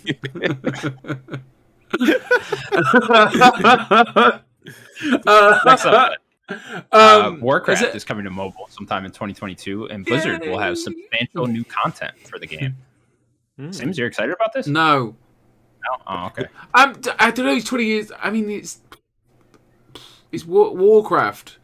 It's always gonna have that lineage, isn't it? Like, but I mean, it's scary to think that a mobile phone can run this game now. How scary is that? Well, I mean, you're gonna get mobile versions of everything now. Everything's coming to mobile. Yeah, but by the looks of it, it's like this is going to be a fully working World of Warcraft. Yeah, that's scary. I mean, they're doing it with Diablo. They're making a Diablo Immortal. That's going to be able to run. So I watched the child. Keep doing it. I watched the child the other day play Call of Duty on his mobile, and it blew my mind. Yeah, that game's huge. Yeah, that game's huge. So many people play the game. Just and it was just like there was no buttons to press. Like, it was just swiping on the screen. I don't screen. Know. Yeah. I don't understand how you could play like that. I don't understand it. You just do it. I mean, PUBG Mobile is huge as well. Just do it. Like, mobile, like, you're going to get mobile games of pretty much every franchise that you like. Yeah, man. Way of the world. I wonder if they'll slow down if everything goes through with the Xbox's purchase of Activision Blizzard. They have King, right? So like they may keep up the mobile market and be like, King, all right, slow down on Candy Crush. We need you because you know the mobile stuff. Why don't y'all start working on this? Or does Activision have like a dedicated mobile? No, it is studio? King. So what I would assume is they're just going to have Candy Crush team, and then any other mobile thing that they want to do, like a mobile Halo or whatever, will just be kind of under the King banner and just keep pumping out, different franchises. Might as well. I could see everything. Tony Hawk, Crash, probably all of it. Why not I've have played a a mobile Tony version? Hawk mobile game, and it wasn't that bad. See, why not? I mean, it's pretty arcadey, right? I feel like that could be. There also already is a Crash mobile game, right? Remember that came out? Oh, the Temple like the Run. runner, right? Yeah, the Temple Run one. Yeah. I still gotta try that out, honestly. Next up, then, Microsoft has provided yet another update on the Activision Blizzard games' future outside of the Xbox platform.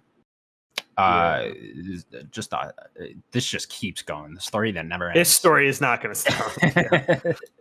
Anyways, it was basically just saying that they plan on releasing Call of Duty games on the PlayStation platform and even maybe the Nintendo platform outside of the existing agreements.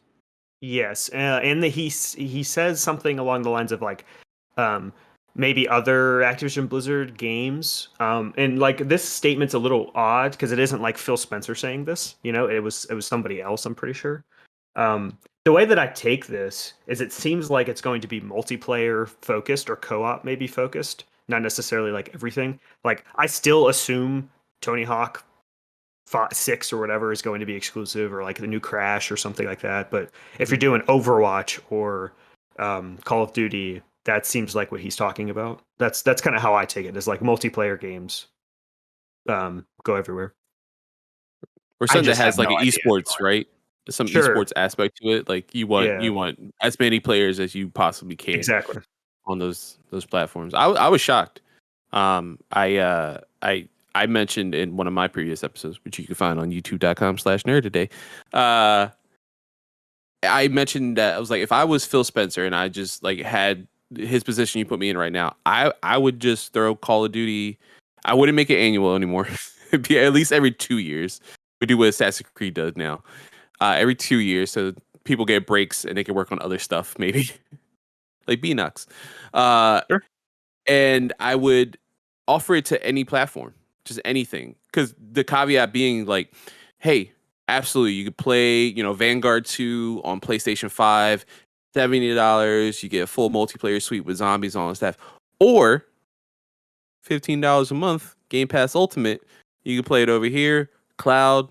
If you want an Xbox, oh hey, you never played Gears? Why are you here? Play Gears of War. You never played Halo? Here you go. Play the Master Chief Collection. Just be like, yeah, you're absolutely fine. And there's people who will sell and will just completely buy that $70 version. Like, I don't want to touch anything Xbox. I love PlayStation. That's it. But I'm pretty sure you get a decent amount of people be like, I'm tired of spending $70 every 2 years. Maybe if I just spend $15 a month and I get all these other games, why not? I mean, to bolster what you just said, like we actually kind of didn't talk about it in the direct. MLB The Show is another one. It's like it's Game Pass again, and that is a full $70 Sony, first party technically, even though it is now going everywhere. Like I honestly, if you have the ability to play it on Xbox, I don't see why you'd want to play it anywhere else. Yeah, because now they're doing cross-platform, cross-save with this newest version, like Game Pass, like you just play it there. Yeah, if you own both consoles, like that makes it more appealing, right? Like, ooh, where do I go? Because similar to with me, right? Like with Deathloop that came out last year, and Ghostwire coming out, that's next month? March. March. That there's now having a PS5 specifically too, just recently getting it. I was like, I want Deathloop. I want to try that out. I was like, wait, hold on. If I just wait a year, there's a good chance. Like they didn't say how long like the exclusive window was, but it usually is like a year. So there's a good chance this September. It's a good bet on a year for that one. Yeah, there's a good chance this September that we're gonna hear like, hey, Game Pass, you can play Deathloop, like, and there you go. That's money I saved and can now purchase Horizon, or I can now purchase like Gotham Knights, for whatever console I desire. I can focus that money that way, just being like, oh, everyone loves it. The hype's real. Cool. I'm not going to spend that money right now. I'll just wait a little bit longer. And that same thing, March 2023, I'm assuming Ghostwire would be the same thing. If Ghostwire like kills it next month, I'm like, oh, I'll wait a year. Yeah. I don't know if it's just the way. Go ahead, Sims. I think that deal ends in September. And I think you'll see Ghostwire in September on the Xbox. That'd be cool. Yeah, both games. That's what I think. I think. Yeah. I think I said something last week. Watch it back next week. Nerdic Odds, YouTube.com. Yeah, there you go. There you go. Go on, Connor. What were you saying? I don't know if it's just the way like my brain is wired, but like I don't see why you wouldn't make Call of Duty exclusive on PC and Xbox if you own the property now. I just don't understand it because we talk about those guys a lot that only play Madden or FIFA and they only play that and Call of Duty every year and that's it. And there's so many of those people. I don't think you get those people to switch over from PlayStation to Xbox if they can still play Call of Duty on PlayStation. And I think that would not that it's like a direct hit, hey, we're trying to take out PlayStation, but it's like, hey, we are trying to get those guys to come over to the Xbox platform. And I don't think you get a lot of those guys that come over if they can still just go out and buy Call of Duty for 70 or 60 or whatever. Yeah, that's what I'm saying. There's definitely still going to be that base. It's interesting because I was in the mind of both camps, right? Like I that infamous, not infamous, but like that Paris Lily quote, when they bought Bethesda, like you don't spend like $7 billion and not have it exclusive. And similar to this, you don't spend $68.7 billion and not have it exclusive, and then it's not, and it's like, oh, well. It seems like the Call of Duty money feels like nothing really changes then if you guys don't, See, that's why it's like I get the argument for people that have both, but that's so few people. Like that is very little people that go out and buy both PlayStation and an Xbox. So if you had both, I guarantee you'd go to Xbox. But I don't know. It just doesn't make sense in my brain why you wouldn't make it exclusive. But I guess with the way we're going with streaming platforms and all that, I maybe this will be the way. Maybe everything will be on every platform eventually, but I don't know. We'll have to wait and see. I mean, it seems to be. Everything's going to get scooped up eventually, and if they want to keep it everywhere, like that just seems to be what everyone's doing. I think that what I said, is what you're kind of talking about, Connor. Is I think that everything else seems to be potentially exclusive. All of the single player stuff, anything like that, we don't know. So that is where you would try to bring more people in. Diablo or whatever, bring them in that way. Crash and sure, and not that those aren't big, but they're nowhere near as massive as Call of Duty. No, but you keep the player base active, and they're still making money. They're paying, like Sony is going to be paying Microsoft for every purchase. Sure. Like that's just boosting their money. That 30% cut off or whatever, off every sale. Yeah. Well, no, and they're making plus 70 microtransactions on top of that. Well, they're making 70, and then PlayStation's making 30, and then on top of every microtransaction, they're making all that money back too. So, that seems to be the play, is like multiplayer. It just seems like thinking about it, like the amount of revenue the games make. This Activision deal just seems to be a way of supporting the other studios. Like, I know they've got plenty of money, but they've got to have a budget in there. Like Microsoft is separate in different. They've got Windows, the PC, the Skypes, the Teams, and all that. But like this Activision, they're like, let's buy that, and that will just look after us. That will just look after all these studios. And if they want to acquire more studios, or even make a studio, like all that money will just look after them. It's a nice little cushy, like, it's unlimited money. Like, do you know what I mean? Like, it feels like it's it really does. Money. It's the biggest highest selling game ever, and it will never stop. They'd be stupid not to. They were number 1 and number 2 last year. But they'd be stupid to say, "Oh, we're not doing it annually," because it's just easy money, isn't it? Like, it's unfortunately that's business. It'd be bad business not to do it every year. Yeah, I'm 100% with Carlos though, and making it not annually anymore. Like, try to do every 2 years. I would love if they could get all these sides. We mentioned Beanox before, but get all these side studios off Call of Duty and just have Infinity War and Treyarch and have them go every other year. I think that's a good play. I think there's going to be 4. I think everyone else is going to be taken off. I think you as sadly as it is for me to say this, I think that Raven's going to stay because they do way too much work on Call of Duty. They're probably the workhorse of Call of Duty, and then the other 3 will stay. They're not ripping Sledgehammer, Infinity. At least with Raven, they'll head development on the next Warzone. You'd think, right? Because they made the last one. So they do a lot of multiplayer. They're doing their own thing, kinda. Sure, they do multiplayer maps. They do balancing Warzone. That's like mostly Raven. So you keep those 4, and then Beanox and High Moon, and the rest of them could just kind of go and make Toys for something Bob. new. Yeah, exactly. Toys for Bob as well. Yeah, they were working on another Spyro, right? They just did Crash 4, so I mean that was 2020, so they probably in the works or something.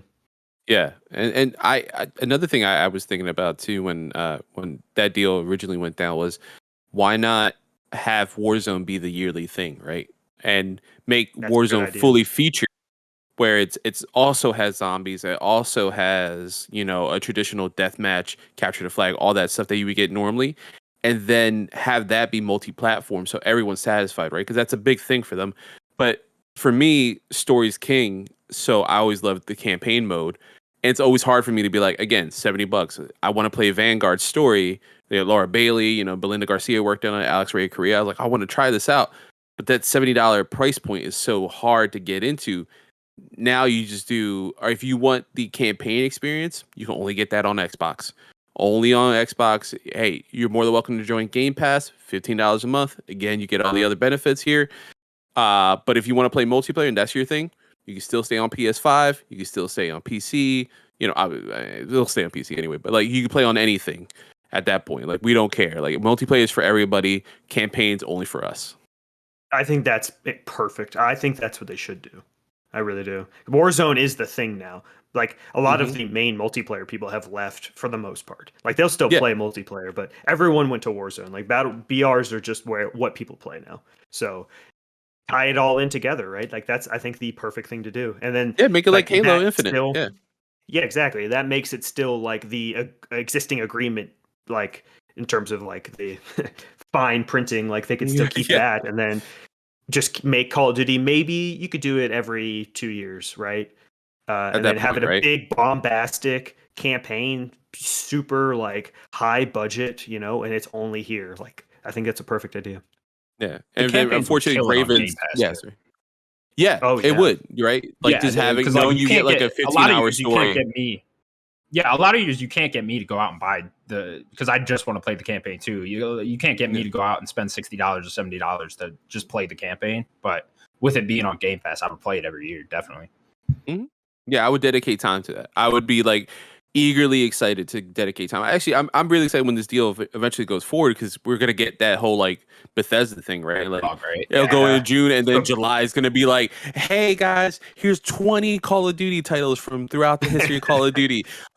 Day one right now today on Game Pass. 50 games. It's gonna be and everything that has a campaign, I'm gonna just take time. Like, I would love to do like Modern Warfare remake, right? Like I would love to go through that story again with the updated graphics and just play the campaign to that again. Or again, Vanguard. Like, I know it has some mixed numbers, but like, I'm so interested in that story. I would like to just jump in. It's just a solid game. It's not like the best Call of Duty campaign. It's solid. Like Laura Bailey, my favorite voice actors. She's great. So I'd say check it out. Cool.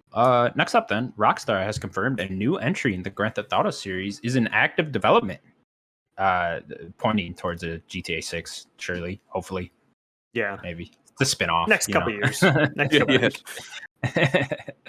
Guys, finally, we have some actual GTA 6 news. This is like the only actual news we've ever gotten on this game. Since that smile on your face. It's coming. Yeah. It's happening. Just like Santa. I love that press release though. Yeah, because it was like we're printing money in a couple more years, just to let you know. Yeah. We're making it. Yeah, they need to like call their shot and say it's coming here. Don't release your game around this. Yeah. Put a release date on it 3 years out. Like, okay, guys, don't come out then. Be prepared. Them saying the pre-release is like when the tide goes in before like a tidal wave, like it starts fading back. You're like, hey, is everything okay? Everything seems weird right now. Like, oh no, every other game is worried now. There's not much you can say really, is there? Like, we all really know, but like they always like to. I think they even said it in the release. They just like to one up themselves. Like Red Dead Redemption from Grand Theft Auto was next level. So now what? They're trying to top the Red Dead. Like, I can't even. How do you do that? Comprehend the game that we will get, and like it's obviously it's going to be a couple of years, but like my brain hurts. Like Red Dead Redemption was fucking phenomenal to look at. Like, fair enough with a slow burn, people probably not about the West, the Wild West, but it looked phenomenal, played phenomenal, and now this is it just makes my brain hurt thinking about how good this game can actually look. And like this will be the first game that makes your PS5 make a really bad noise. It's like I didn't know you could do that. Damn. No. Next gen. Put an extra fan in these consoles just for GTA 6. They sell the game with a fan. So you're gonna need this. The day one update for GTA 6 will activate the fan in the console. I think like a couple days after this, that like I think Strauss Zelnick did like a little interview or something, and he was like that there's more information or something. Did you guys see that too? They might have more information soon about. He said that this. there was like two versions. I think there was like a press release and then a Twitter statement. Yeah. I think I said it earlier this year. I could see us getting that the teaser scenery trailer that Rockstar loves to do for the games at the end of this year. I can see that. The Game Awards. So I'm guessing this will come out sometime in 2024, probably. Sure. Unless they've been so secret that they've been working on it for like a good while, and they're just going to pull a Fallout 4. The last one was 2013. You get it October. Yeah, like, wait, I mean, what? well, no, I mean, technically their last game was 2018. So but like, they've got to have working. a different. There's got to be other teams. Sure. Like they only make. I mean, Rockstar North, they did that game. I mean, it was probably in pre-production maybe before, but their main team did that game. So you would assume they would have started full production after it. They have their online teams as well. I mean, there's a bunch of different Rockstar teams, but North is the main team. I mean, yeah. So don't forget it's the been Grove at least Street 4 team. years. Yeah, don't forget Grove Street, the What a premium great name for a Rockstar studio. developer. What a great name for a studio. I want to work for that studio. I'll make coffee for everybody, just as I work at that studio. What do you guys think the location's going to be? I've said it before. It's going to be Vice City because there's the V and the I, and that will be a part of the logo, and it will be Vice, and it'll be a neon logo. Oh, that's badass. Yeah. Modern day. I'm with you. I think it'll be Vice City as well. I think we never got the HD version of Vice City. Like we still never had it, So it's time. We need that. But I think I don't know. They could change it up a little. I could see 2 maps in this one, something like that. Rockstar always likes to get a little creative with their different entries. The last one had the 3 different characters and whatnot. So I could see maybe 2 separate maps, and we're going to somewhere else besides Vice City. I don't know. Surprise me, Rockstar. Definitely surprised me. I mean, I know people were like, "Oh, could it be London or Paris or whatever?" Like, I guess it could be, but for me personally, maybe it's just a American bias. Like, I know that they're a UK team, but like, it seems like GTA is a very American property. I don't know if you could really take it away from America. They did London with 2, right? Grand Theft Auto one of them is in London. Yeah, one of them's in London. Yeah, I can't remember which one. That was one of the top-down ones, though. Okay, like, can you imagine now? Like, I think it was GTA 1, GTA 2, London, GTA 3. Yeah. Mm-hmm. I always like those people that are like, it's going to be the whole USA. And it's like, okay. Yeah, like Blessing. Down, I remember that would be so crazy. Like, imagine, like... I don't even know how you do that. I assume you're running drugs, right? Like that would be the story. Like you're running drugs from like Vice City to Liberty. Oh, and you kind of like go through in a linear way. Yeah, and you got to lock. You're like, hey, you're the new guy in town. We know about you from Vice City, but now you're in Liberty City. You got to run like this way. Yeah, cool. There was that one racing game that did the whole USA. If you guys remember this, I can't remember what it was called, but it was just kind of like small game? Maps in each. Yeah, Ubisoft. Yeah. It was like early PS4 gen. Yeah. So. Yeah, but it could be something like that where like each city is like just a small level or something like that. I don't know. I think Rockstar, they don't need to, but I would just like them to get creative with this one. See, just surprise me. They're one of the best, if not the best developer in the world. So I think I don't think there's anybody more premium. Like you could say Nintendo, maybe for quality, but like Rockstar's they're on another level. They really are. Yeah. The only thing that's a little iffy with this new release is like, Sam Hauser's there, but they've lost Dan Hauser, they've lost Laszlo, they've lost a few of like the old guard, but that doesn't necessarily mean it could be bad. But Sam Hauser is still there, but Dan Hauser was the main writer. I would worry about it from a writing standpoint and like just a story standpoint then for those things, especially with Dan Hauser going and making his own new studio now. It's like, well, why did you leave? What's the what story happened? Yeah. What happened? Why would you leave on the Where's that Jason Schreier book?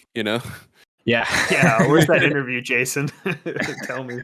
And it's so funny. Like, I'm a decent enough Grand Theft Auto fan. Like, I don't know why the controls never feel right to me ever since PS2, but I remember, like, I beat Vice City. I haven't beaten one of the Grand Theft Autos since, but I've sunk in time. Like, I've sunk in a lot of time in those games where I felt like, okay, I didn't beat it, but I'm satisfied with what I did in this world. And like, I'm talking about 40 hours more. You know, I'm happy with my purchase and everything. And you guys are outstanding. I get lost in the world, and then next thing I know, I'm like, what am I doing again? I just been running. I've been driving around. I'm having fun. I just completely get lost. Yeah, I was never entirely in love with the Grand Theft Auto 5 story. I thought, but they came back with Red Dead 2, and I thought that was their best story by far in any of their games. But I think it's the Grand Theft Auto 5 story never really did it for me. I really like GTA 4s and Vice City, but GTA 4 is a good I don't story. know. Yeah, 4. I think that's the one I actually went through it as well. I think it was like San Andreas, like the first one. Like I put a lot of time in that, but I never beat it. And I was just really happy with it. I think I found out like obviously what happened at the end of the game, and I was like, that's cool, man. I'm just really glad I put so much time in there. Yeah, I was shocked that we got single player stuff in online also recently with the Dr. Dre thing. They did that with Franklin. Yeah, they did that with Franklin, but they've done story stuff with like your character kind of throughout the online. The bar with Red Dead 2 is just so high. Like I'm just so curious what this game is. I have no idea. Me too. Hopefully someday we will find out. We'll see. We will see. We will. Next up, Ubisoft has reportedly turned an Assassin's Creed expansion into a standalone game. It'll star an assassin named Basim. I would say Basim. Basim? Okay, sure. That's how I would He's in Valhalla, yeah. Oh, you actually know this character? Yeah. You meet like the First Order. Yeah, he's one of the First Order guy. I'm not too far into the game. Like I'm like halfway through, but yeah, he's in early on. Like he meets Eivor. Interesting. But the game is planned for a late 2022 or early 2023 release date. That's a weird year. I can't say it. And apparently the game won't be a huge open world RPG like recent entries in the series. Yeah. Which is very cool. Which is what I want to hear. Exactly what I've been wanting. Yeah. Valhalla is so big. That world is so big that honestly, ever since they went to these giant open world, Witcher 3 like games, I just haven't been able to get into them. I've tried every one and I just haven't been able to. I don't know what it is. I don't know if it's just so big and daunting to me that I just can't get into it. Also, the combat has felt kind of off for me for all of last gen pretty much. So but I'm very excited to see what this one could be. It's weird. It was a DLC, and they're just turning it into a real game. It seems like the next entry they were planning was the Assassin's Creed Infinity, I believe it was called, the rumored one. Yeah, it seems like that's probably just taking a little bit longer than they thought. So they were making this DLC, and they were like, hey, how about we just make this a full game, release it next year, and then we have more time to put out Infinity and make that and polish that and whatnot. But yeah, I can't wait to see what this is actually like. There's supposed to be a focus on stealth and combat too, so that sounds cool. Yeah, Daniel, I know you're with me, right? Yeah, if more focus on stealth is exactly what I want. I want to be an assassin. I want to be stealthing around and killing people. Like I don't need to be sword in hand and shield and just killing people. That's not Assassin's Creed. Like it's cool that they're going back in the past and telling stories like that, but that's not why I liked AC2. But like I played Syndicate more recently. I think I played that in 2020 I think so. I loved Syndicate, and that was like the last normal Assassin's Creed. And I just want that. I just want a normal Assassin's Creed. I don't need these open world games anymore. I think Ubisoft is too in their own head with these open world games. They don't need them. Yeah, right. And with Infinity on the horizon, like what? We have no knowledge of what that is. Like, is it a platform now? Like, what is the future for Assassin's Creed? Is it like, I was recently listening to the Kind of Funny Predictions podcast, and Greg had a prediction that it was like Infinity. I mean, spoilers for Odyssey. You will be following, or you'll have a character, or you'll have new characters, and it's kind of like a platform, but Cassandra, or I think Cassandra's the canon character right now. I'm assuming, right? Like that's I think that's how they're moving forward. I have not played the new games really. I know Cassandra, she's big in the DLCs for Valhalla and stuff. So yeah, she's this like immortal character now. And so like having her I like through, that. and that's how you get like into different time periods, different locations with her. Like she's a character that kind of introduces you to this new world and a new character that you play with in Infinity. Yeah, that'd be a cool idea, and then just have Yeah. different stories of her branching off, and then release like one a year or whatever their plan would be, and then have her go off on a new journey. I mean, that sounds fun in concept, but I just don't. I don't know. I have to see it. Yeah. Yeah. It's Ubisoft. Can it be fully realized? Yeah. Yeah. I mean, they that was are the hit or case. miss. Yeah. Very hit or miss. Like I think it's a really cool idea, but like we are getting like especially with the Bungie story last week, like there are way too many live service games. I'm already kind of sick of hearing it. Like I don't need every game to be a live service. I don't need a game to be constantly updated. Like maybe it's just me and I just want a one and done game and then move on to the next game. Maybe there aren't so many of me's. There's more people that like to stick with the game for 6 months, but I don't need everything to be a live service, and I hope that the new Assassin's Creed isn't. That's just not what I want. I would like that story with Cassandra. That'd be really cool, but just make it new games. I don't need it just to all be in Infinity. Yeah, that'd be cool if it was like little like, hey, here's a 20-hour experience in 2024. Here's another 20-hour experience in 2025. Maybe 2026 is like a big thing that ties into Infinity, and it's still like a platform, but not like I don't want it to be like live stories. Like certain like single player things will be fun. Sure. I agree with you on that one. The only live service game that seems interesting to me, which is weird because I'm not a big live service fan as well. I've been trying to do like Halo. With like trying to play online with that, but then I just fall off just because kids. I get tired, but it's like 9 o'clock at night. I'm like, I'm exhausted and I'm not gonna be good at this game. But Gotham Knights is the one that is like one of my most anticipated games I mentioned earlier. And it's a live service game, and it shouldn't excite me, but just the prospect of like me being to play as Nightwing and my best friend getting to play as his favorite character, Red Hood, and us actually go around Gotham, like that alone is like what sold me. I'm like, I hope everything is good around that, but that experience I know is going to be fun, at least for us. Definitely. I guess I didn't realize that was going to be like a live service thing. Like, are they planning to continuously update that game? I think it's going to be live service ish, right? Because it is for player co-op or 2-player co-op, but you pick out of the 4 characters. So I don't know how much that needs a deep dive trailer. They always do like the challenges as DLC and stuff. So maybe they'll do stuff like that. Like you go like infiltrate this prison and you go take this guy down. Just stuff like that. Maybe not big story, live service stuff, but like, just more challenge combat arenas, things like that. Yeah, I want like an 8-minute trailer of like telling me what this game really is. Like we had the beefy one. In the beginning. The first one was a long trailer, and we just haven't seen it since. Really, there was like a teaser trailer at the last DC Fandom, but other than that, it was like story related. Yeah, and then we haven't. You gotta imagine that game soon, though. It can't be too far off. You would think so. Yeah, you would think so. I'd say maybe May. It would be the earliest we'd see it. That'd be my guess. Yeah, that'd be a good time. Yeah, I wish they could or tie it in with the movie. Gotham Knights. Well, there's a Gotham Knights show starting. Oh, soon. The one supposed to be connected like to the Arrowverse of the new movie. No, it's supposed to be the Arrowverse. Interesting. Yeah, I think it's on the CW with the Arrowverse. Yeah, and it's like Bruce Wayne is dead, and I don't know if it's like gonna be about like Tim, Dick, Jason, and Barbara, but like those characters are supposed to be showing up. I think, and it's called Gotham Knights.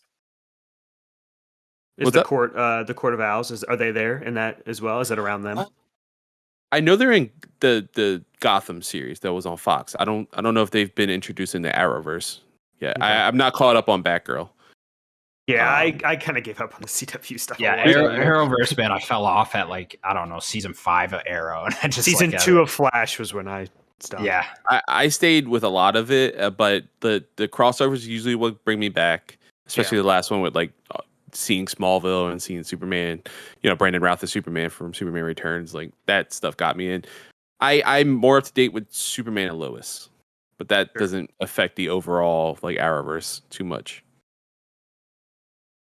Arrowverse, man. So many episodes. The crossovers are awesome.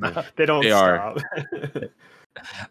Next up, then, your boy Jeff Keighley came through for us, and we finally got a new trailer for The Wolf Among Us 2, along with a release window sometime in 2023.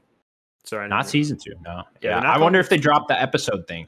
You know, with I wonder. I think that would be the way to go too, because it felt really good in Life is Strange True Colors when they didn't have the episodic releases anymore. Still have the breaks. The day one. Yeah, still format it in like an episode way, but just give me the whole thing at once. Yeah, it looked great.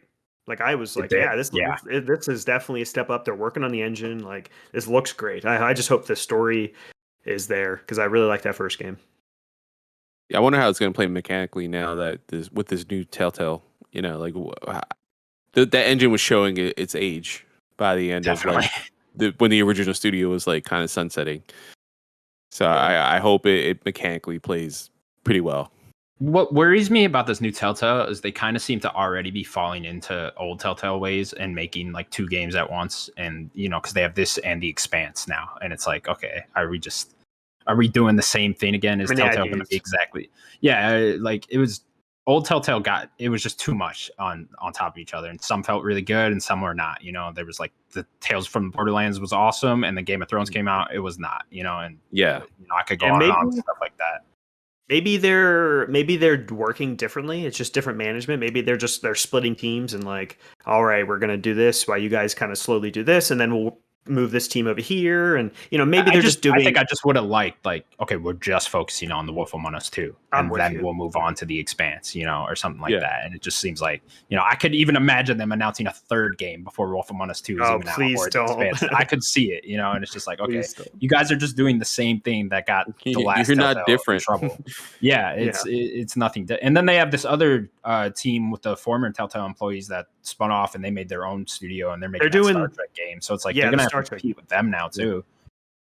Yeah, I mean, I want these more narrative games. I like these narrative choice games. So I do too. I love this type of stuff. It's just again, Carlos, you hit the nail on the head with the upgrade on the engine and stuff like that. They need that for sure. And then I don't know. I'm just very curious to see what this new Telltale looks like when they actually start putting out games.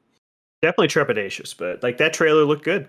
That key art looked great. Like I'm all ready for it. Like bring me those characters again. I really like that universe. Yeah, definitely. I don't think The Wolf Among Us is really. I think the comic series is over. I don't know. I'm not too into comics. Fables is over. Yeah, I think they pop in every once in a while, like for like a one shot or like some kind of anniversary thing, similar to Sandman. Like DC will bring that out every once in a while. Like right now, they're doing like a Sandman. DC owns this, don't they? Yeah, and like recently, like I think like for the past couple of months, they've been doing like a Sandman crossover with Lock and Key with IDW and DC. So like. Every once in a while, you'll get some like new Fable stuff, and I don't know if like it expands like post-ending stuff, or it'll focus on the character and stuff. But there's always like little things within the world. I bet you will get something similar like when this announces, or some kind of digital series on like DC's comic app. Sure. I wonder if they'd ever try to turn Wolf Among Us into a live action thing, like a TV show or a movie or something. That could be really cool. The world always seems so interesting to me in the first game. So I wonder if they were going to do something. I bet you there was some executive who thought like we can make a lot of money off of this. And then what's the one that came out on ABC? The similar like characters, like it was like where like Disney characters came to life. Yeah, it's called Tales or something. Once upon a time. There you go. Yeah. You have like Snow White running around, and like in modern day, it's like, all right, maybe we take a break. Let's see what happens with this show. I mean, they are separate, you know. Like one's darker and like it's more like kind of messed up, and the other one is like, it's still Disney. I could see it being more like a Sin City type of thing. Just keep it stylized and like you know, super comic-y. You know, like I could see you doing something like that. Mm-hmm. And then our last news story, we got a new report on the Resident Evil 4 remake. Just some minor rumored details here. They're sort of changing the story, expanding it more.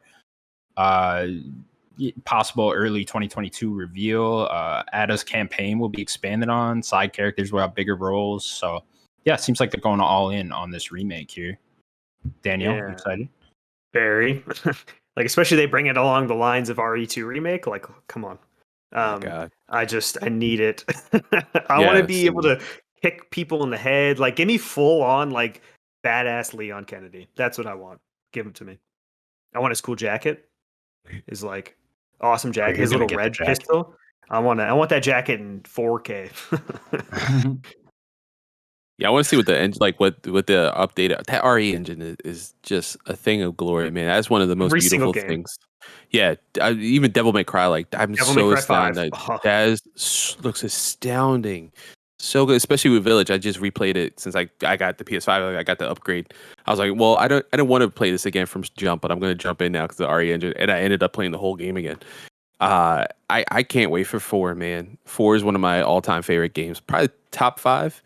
It was so funny. I can clearly remember, like, we only had one computer in the house. It happened to be in my room so I could do schoolwork. And my mom was like playing solitaire or something. And, you know, obviously we're Spanish speaking. So we're in the village and like, you know, like they're like, I'm going to kill you. I'm going to do this. She's like, what the fuck are they saying? Like, what are they saying? This is horrible. Like what? I was like, it's just a game, Mom. Don't worry about it. She's like, what? But this is hard. They talk like this in games. I'm like, yeah, it's fine. Everything's different now since like Sonic and Mario. Yeah, don't worry about it. But that game is like wonderful. I can't wait for it. And shout out to Imran Khan for the releasing that story today, man. I saw him tease and I was like, oh man, I wonder what it's about. And then I saw the article. I was like, oh, yay. Oh, was that through him? Because I saw it was Imran Khan that dropped it all. Because he's been teasing it all day. He's like, I've got something on my sleeve, but I'm not sure what I can say. He's been saying it the past couple of days. And I was just reading the article a minute ago. Yeah, I'm really excited. I've been holding off Resident Evil 4 because I've never played it. But I've been holding off for a long time because I think I may as well just wait for the remake. Yeah, this is going to be the definite way to play. Yeah, this sounds like it's imminent. It is definitely this year. I've got it in my fantasy critic because I'm confident that we're going to see this year. Like, the question is I know they're going to do it, but do they keep the same control scheme? Probably not. But... No. I'd imagine they'll play like the RE2 remake. Yeah, I think like exactly. Yeah. Or 3 with those little context things where you can like kind of kick with Jill. Like, sure, I could see that. A factor in.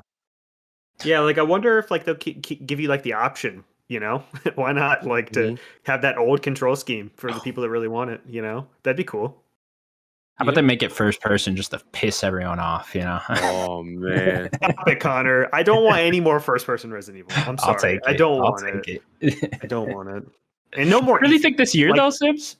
I don't know. No, about reveal. I think we'll see. I think the game's out this year. You think it's out? No, they like October, you think? Yeah. No, they like that early release. They do, but I think say that as well. I think they've seen how busy it is, and I mean, next year. What harm is it them just coming out this year? Yeah, I bet you the game was delayed a couple times, and then they were like, you know what, we're not going to talk about it. We're not going to actively say it was delayed. Let's just be quiet about it. And I'm with you, Sims. I think it's going to be like a Fallout 4 situation where like March, you announce it, and you're like, all right, we'll see you in October. And it's like, oh shit, that'd be awesome. That'd be cool. Like that's how you end it. Like you just see the date at the end. But then the other question is that it just popped in my head: does Dead Space remake come out this year? Because if that comes out, like you have to talk to each other, right? Like someone's got to move. Like 2 big horror games. They said this year for that, but I don't. They started it so like only a few months back, right? Like that studio was formed to. Or no, it's EA Motive making that, but they like just started making that. I can't imagine that's actually this year. It depends on how much work they're putting in, right? If they're not doing as much work as they were saying, then maybe it could, but. I still think I just don't see that game Resident Evil 4 coming out this year. So maybe that game could. I don't know. I have no idea. We're in January as well. You know, like that January release date has been really good for them. Sure. Yeah, they really like that date. And I like, if I remember correctly, we talked about it on the show. Didn't RE Remake 2 team have to move on to this? Because wasn't the RE3 team starting this project and they got taken off, and then RE2 team came on, I think. So like it could just take longer now, you know, to make it. I think we could have seen that game like have a release date around now if just the original RE3 team stayed on it. Could be. Yeah. But anyways, guys, that's it for the news. We will now move on to what we've been playing. And I want to start with Sims because I don't know what he's been playing. Sims, what have you been playing? Not a lot really. Just Pokemon, plowing through the Pokemons. having a good time. Like I said, I just can't put the game down. I spoke to Connor. Me and Connor were eagerly anticipating the Sifu drop on the Sunday. That was a bit of a debacle. Like, No. they were supposed to drop it. They were supposed to drop it like 12 or 1 o'clock my time, and for some reason, like, it just wouldn't download. And I was like, oh, maybe it's a me thing. Restarted the PlayStation a couple of times. Turned to Twitter. Everyone's kicking off. A good friend of the show, Rex Sterling, he's having one of his famous protest streams where he refuses to go offline until the game drops. So, I mean, to be fair, it works for the guy as well, because he was popping off with 250 people in his stream, just everyone, not moaning, but like, complaining and waiting patiently, and he builds up the anticipation. And Rex Sterling's a great streamer. If you haven't noticed, he kind of popped off with the abandoned stuff when that like little trailer experience thing was supposed to come out, and it didn't, and he stayed on for 3 days, no sleep till Brooklyn. Like, that was crazy. No sleep till Brooklyn. But he had a great it dropped. I did the first prologue, and I was like, this is dope.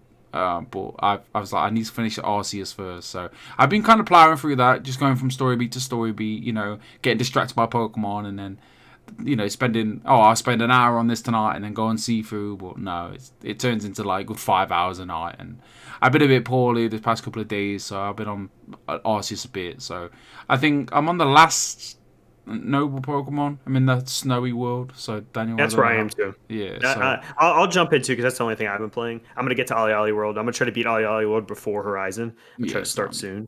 But I mean, I don't know how long. No, we don't know how long. But we do.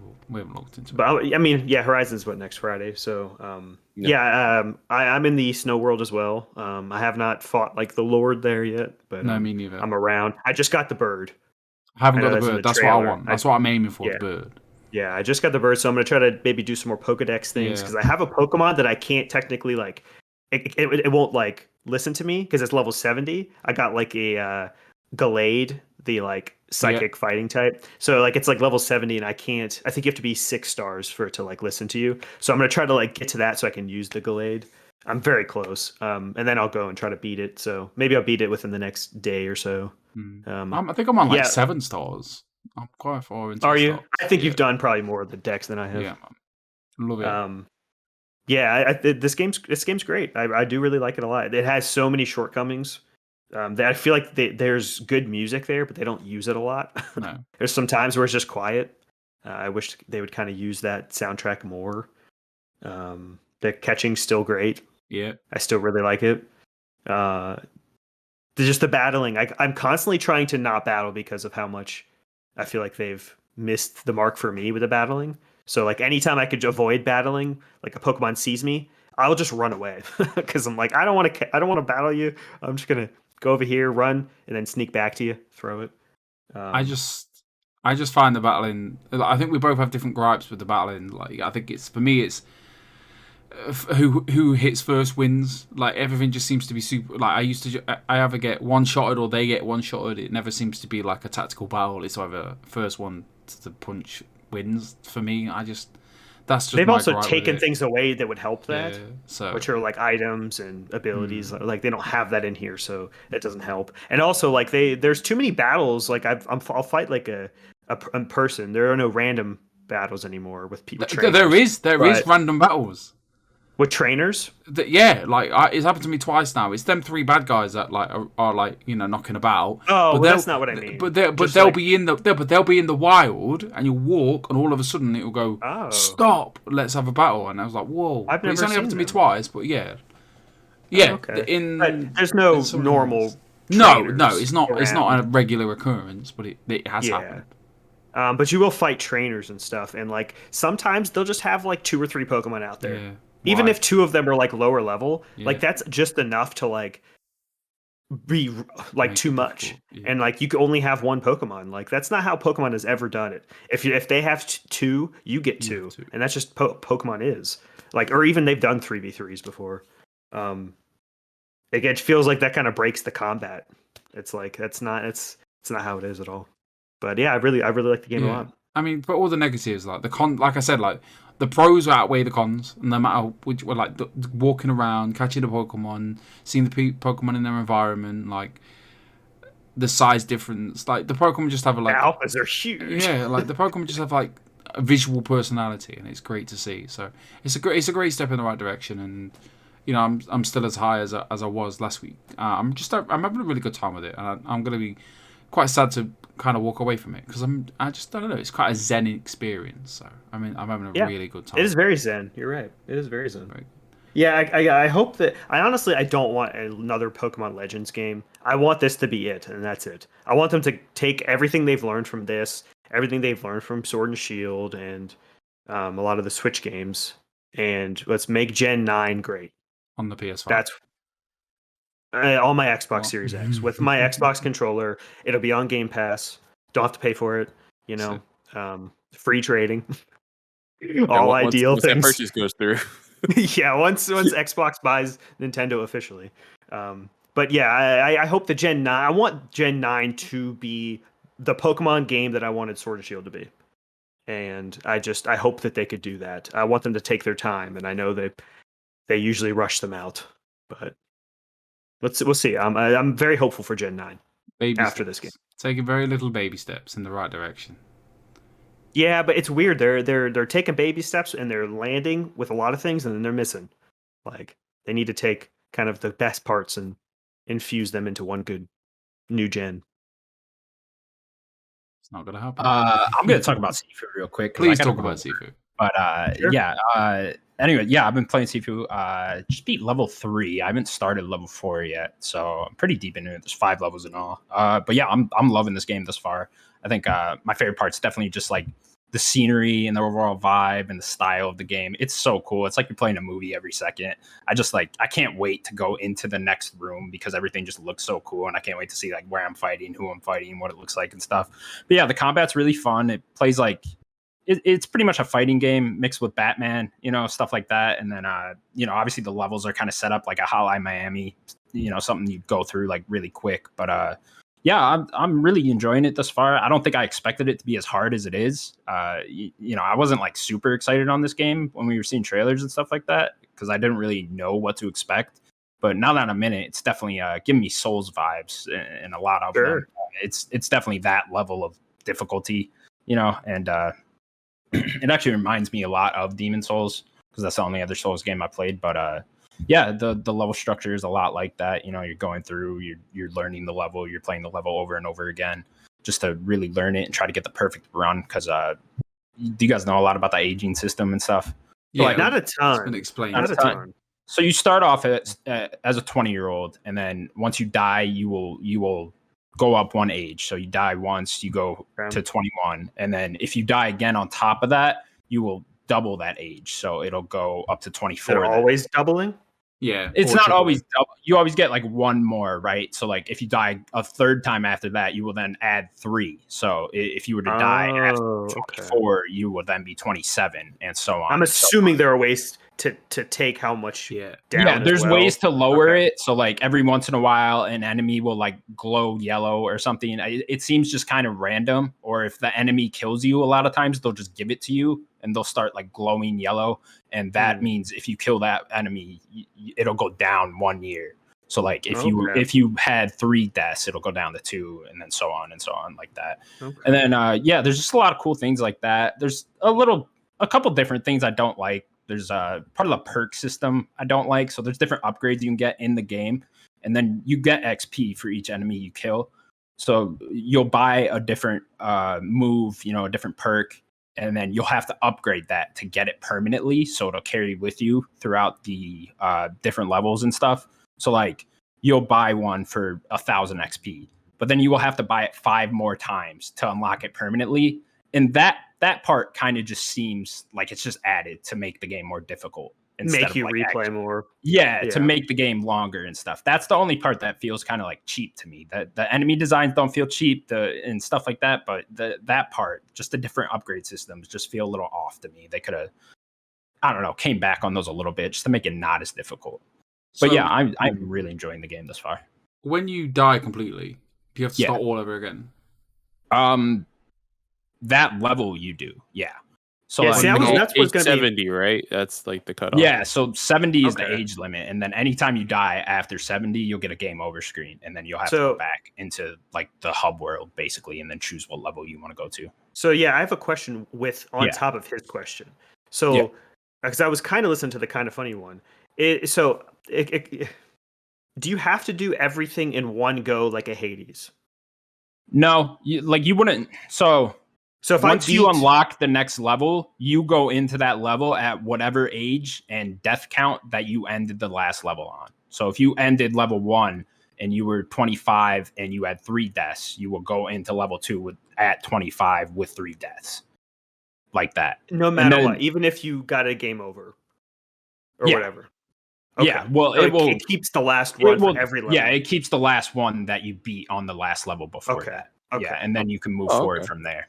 The systems are very weird, and I'm probably explaining it seems badly. Very weird, but I kind of understand. Once you play it, it makes sense, and get really into it. It's hard to explain, but yeah, that's what I'm saying. The menus are complicated, and so is the upgrade system and stuff like that. But everything else surrounding it is so fun. The combat is so fun. Like I haven't enjoyed combat in a game like this in a long time. And it's really great to play. It's funny because I play the UFC game all the time, and it's giving me those vibes, even though it's not a fighting game. But it's definitely it's got like the head movement where you hold L2 and then you use your head movement like that, and the parry system and whatnot. So that's very fun for me. How do the triggers not the triggers? I'm sorry, the analog sticks factor in? Does that factor into any of the? So that you will, I mean, obviously you're moving around with the analog sticks, and then the head movement, like I was saying, you would hold L1, and then you'd be able to just dodge different punches and kicks with your head movement like that. Yeah. Gotcha. Is there just a single dodge button as well? Yeah, so you can press R2 just to singly dodge, and that kind of reminds me of like a bigger back step. Like if you fully want to exit the fight, you press R2 to just get the hell out of there. Yeah, if there's too many enemies surrounding you. This game does multiple enemies fighting you at once, almost better than any game I've ever played. It's certainly better than like Batman. It reminds me of that, but like, in Batman and like Assassin's Creed, it feels like you're still getting like one-on-one fights, even though everyone's just surrounding you in a circle. This game, like everyone will be attacking you at once, and it does it really well. That reminds me of like Ghost of Tsushima a little bit. Yeah, a little bit. Even that, though, is like one enemy will come at you at a time. This game, it's just, I don't know, it's weird. It's just like every enemy will attack you at once. I mean, it's people at the same time. It's like a martial arts movie or a kung fu movie. Like, exactly. I also love the weapons and stuff. Even though the weapons break, which would normally annoy me in the games, this one, it makes more sense. It does feel like a Hotline Miami where you're just picking stuff up and using it constantly. But yeah, I love the weapon system. Love how he holds it. He's like holding it like here, and he's just like back smacking people with a lead. There's a lot more weapons than you'd think too. There's bats, the typical bamboo stick, stuff like that. But then you can also just like pick up random bottles and light bulbs and stuff and throw them at people, stuff like that. Yeah, it's really fun. But yeah, I really want to beat this game. I want to get through it because it is quite the challenge. I will play this game eventually. Like I think you'll like it before the end of the year. Because I know your problem with Souls games is you just don't like the combat. You're gonna like the combat in this. I can guarantee it. Yeah, I think so. It looks great. I'm very excited to check it out. Maybe I'll do it like early March before like those other March games. Yeah, try to get through it there. Sims and Carlos, did you two start this game? Or I think Carlos I just got the code yesterday from Slowclap. And I downloaded it yesterday before I filmed the episode, and then I wanted to try it at some point today. I had regular job stuff, but it does seem interesting. I'm hopeful as well. I don't have the best computer, but the recommended specs on the Epic Game Store seem like I could run it. So I'm excited to jump in there and try it out. A lot of the stuff that my point of context for a review was Mike Tomdra over at 61 Indie. He mentioned the menus as well. A lot of the menu system, the upgrade path, that would seem a little frustrating, like having to buy it 5 times to fully unlock it. He seemed frustrated by that, and then some of the difficulty, like he mentioned, he wished there was a like a ping system, almost not ping, but like there's like a tell right in Arkham games.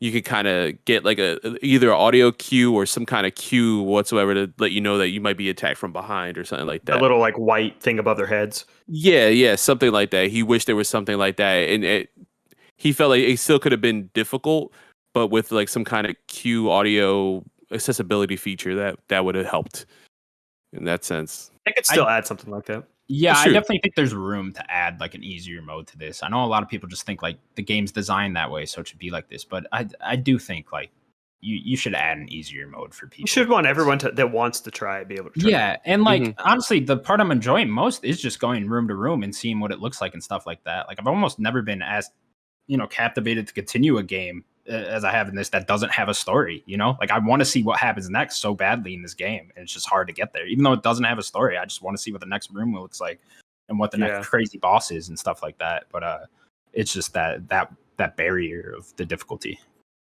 It's a lot to overcome, but it's very fun. I'm really enjoying the game. Definitely gonna beat it. Sims, I know you're super excited for this. You just didn't get a chance to start it yet. I started it. I did the prologue. Oh, you did the prologue? Okay. Yeah, I did the prologue, and I was like, it's every night. It's always like I play a bit of Arceus, and then I'll go on Sifu. But then 5 hours go by, and it's just like you gotta like dedicate, because I wasn't able to play Tuesday night because I was just busy at work, and then I got home and I was tired, and I was like, I don't feel like playing Sifu tonight. And then I tried last night again, and it was like, oh my god, all my skill is gone. It's like I gotta relearn all this shit.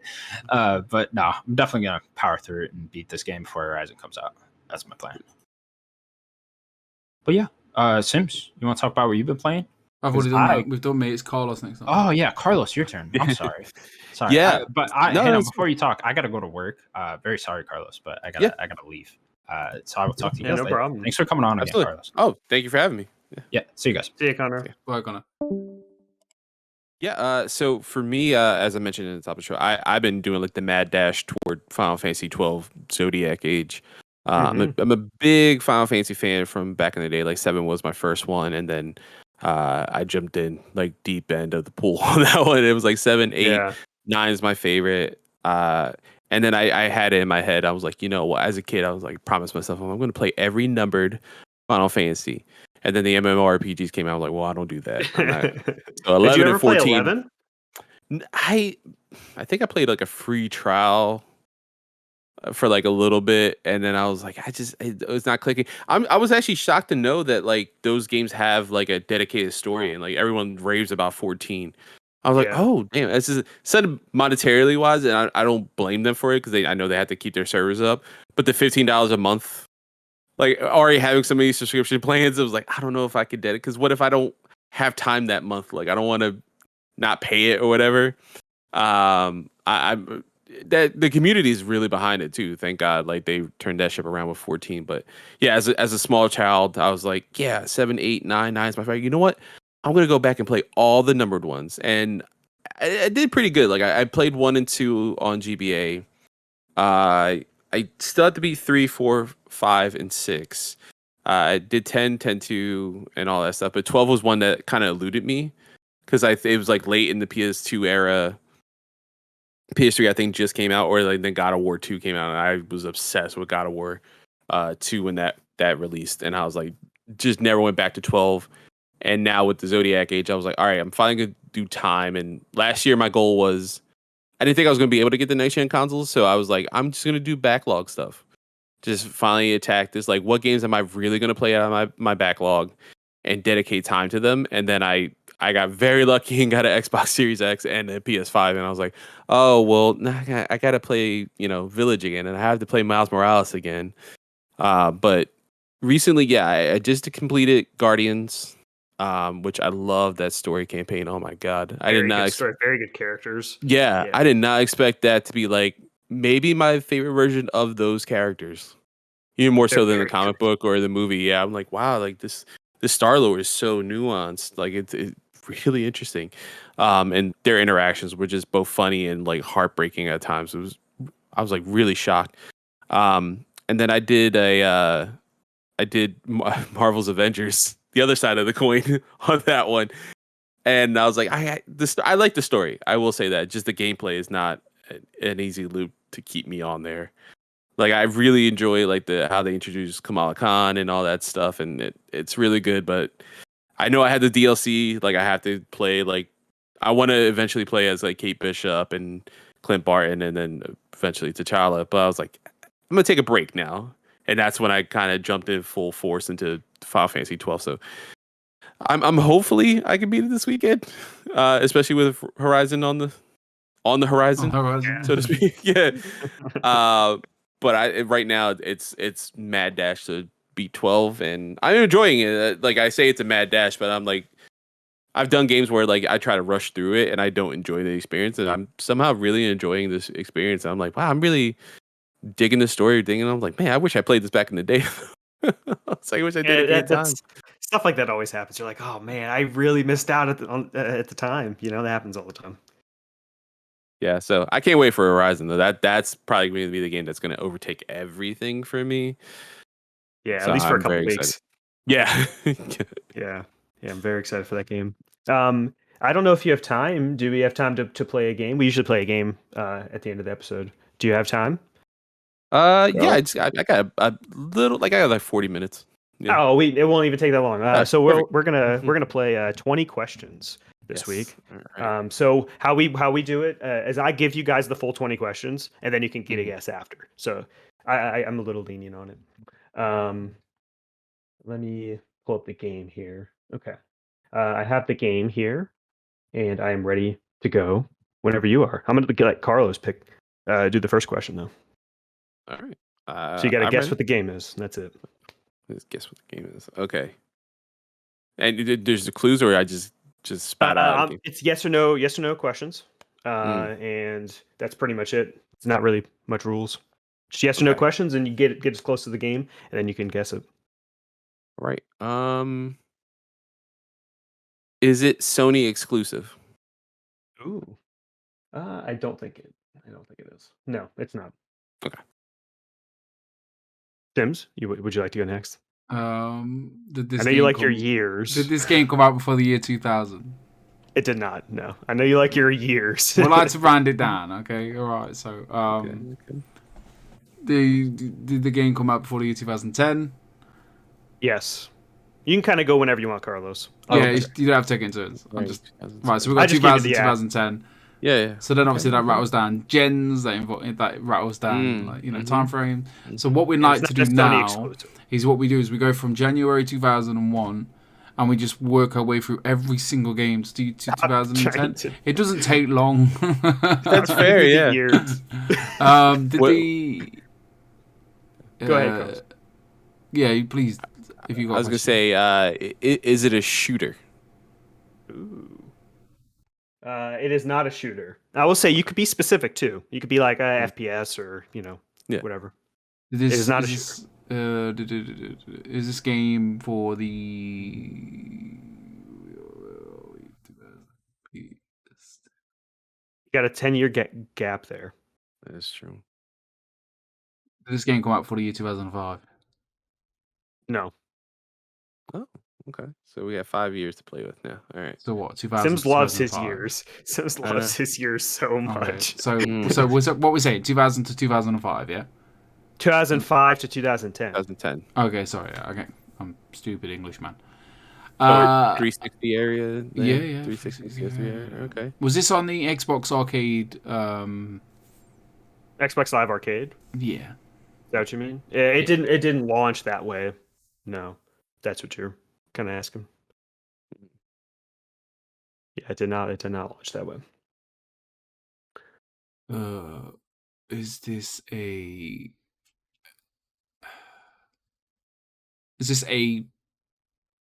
Oh God! Is this a? I know, struggling. Anything? Figure out what do you do? Is this a developer? Is this a platformer?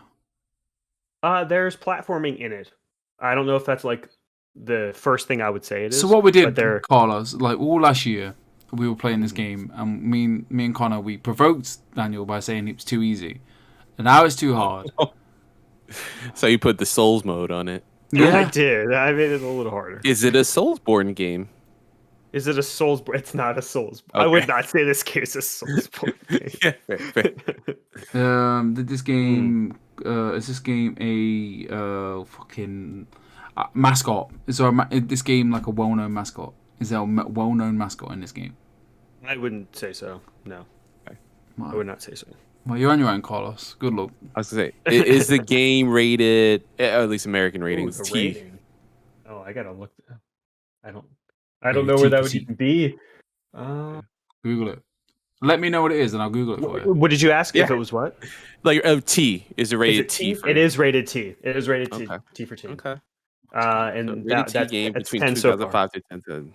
Yep, that's 10 so far. Not a shooter. Not a shooter. Not a Sony first platformer. party. There are platforming in it. I wouldn't say it's its first genre. Right. But it has platforming, not a shooter. Did this game release on a handheld? Like ever? Yeah. Let me see.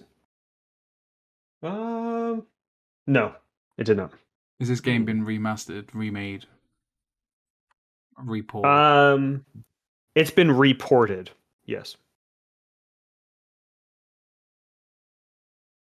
It's a good question. Has it been That is a really good question. Well, you know, I got a big head, big brain. Didn't you say you didn't before? I apologize for my disappearance a minute ago, but I had a 2319, so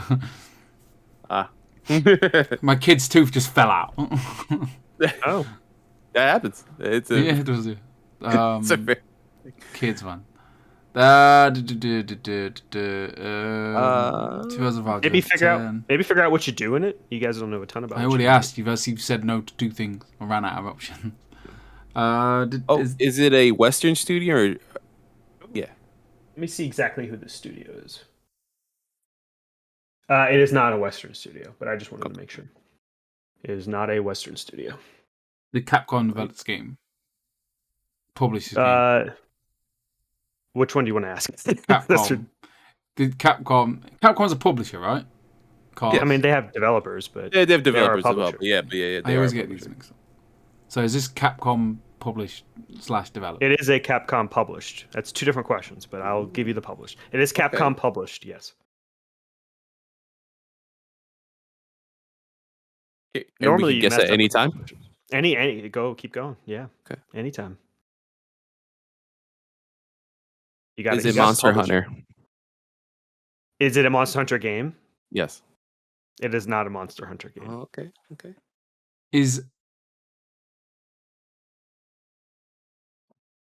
You got something, Sims? Is Dante a character in the game? It's Dante. Dante is not a character. Okay. Devil May Cry was too easy. I'm not going to pick that. Do you remember when like Devil May Cry 2 was like coming out and everyone was hyped for it, even me, and it was terrible? Yeah, they rushed it out. Makes me sad, man. That makes me real sad. And it was 2 discs. Don't worry, the series got back. It got back. There was 2 discs, great. One for a male, one for a female, right? Yeah, Lucia, right? Lucia. Yeah. This is Capcom, so it's okay. No, maybe I'm not sure. Come on, is it cell shaded? Is it cell shaded? I think so. I think so. Okay, I think I might have the game. So is it Beautiful Joe? You have 3 more questions. Let's ask question. Don't. Yeah. That's narrow right. it down a little bit. That's right. Yeah, that's right. So, was it a Nintendo GameCube exclusive? But didn't Beautiful Joe come out like 2003? No, that's a fair point. Son of a bitch. I could be wrong as well. The date is. I don't know why. I do not have that information for you. That's right. So it's cell shaded, 2005 to 2010, not Sony exclusive, Capcom published, platforming elements. No shooty. No shooter. Not a Monster Hunter game. I mean, Beautiful Joe's a platformer, right? Yeah. I mean, it's too late anyway. Yeah, you got 3 more questions, and then I guess you got a couple more questions. Is this game a hack and slash game? Like an action? I'm thinking Bayonetta, Devil May Cry. Like a character action game? Yeah. It's not a character action game. I'll give it to you though. There's a little action in it as well, but it's not I would not say it's a character action game. No. There's maybe a little action though. There's a little fighting in it.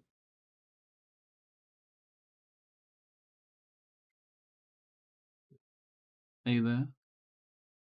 Man, let me see. Connor is not here. Connor's always in the chat after. Oh God. 2 more questions. Has this game got animals in it? There are animals in it. Yeah. One more question now. Carlos, you get the last question. What was that game with all the animals in it on the PS3?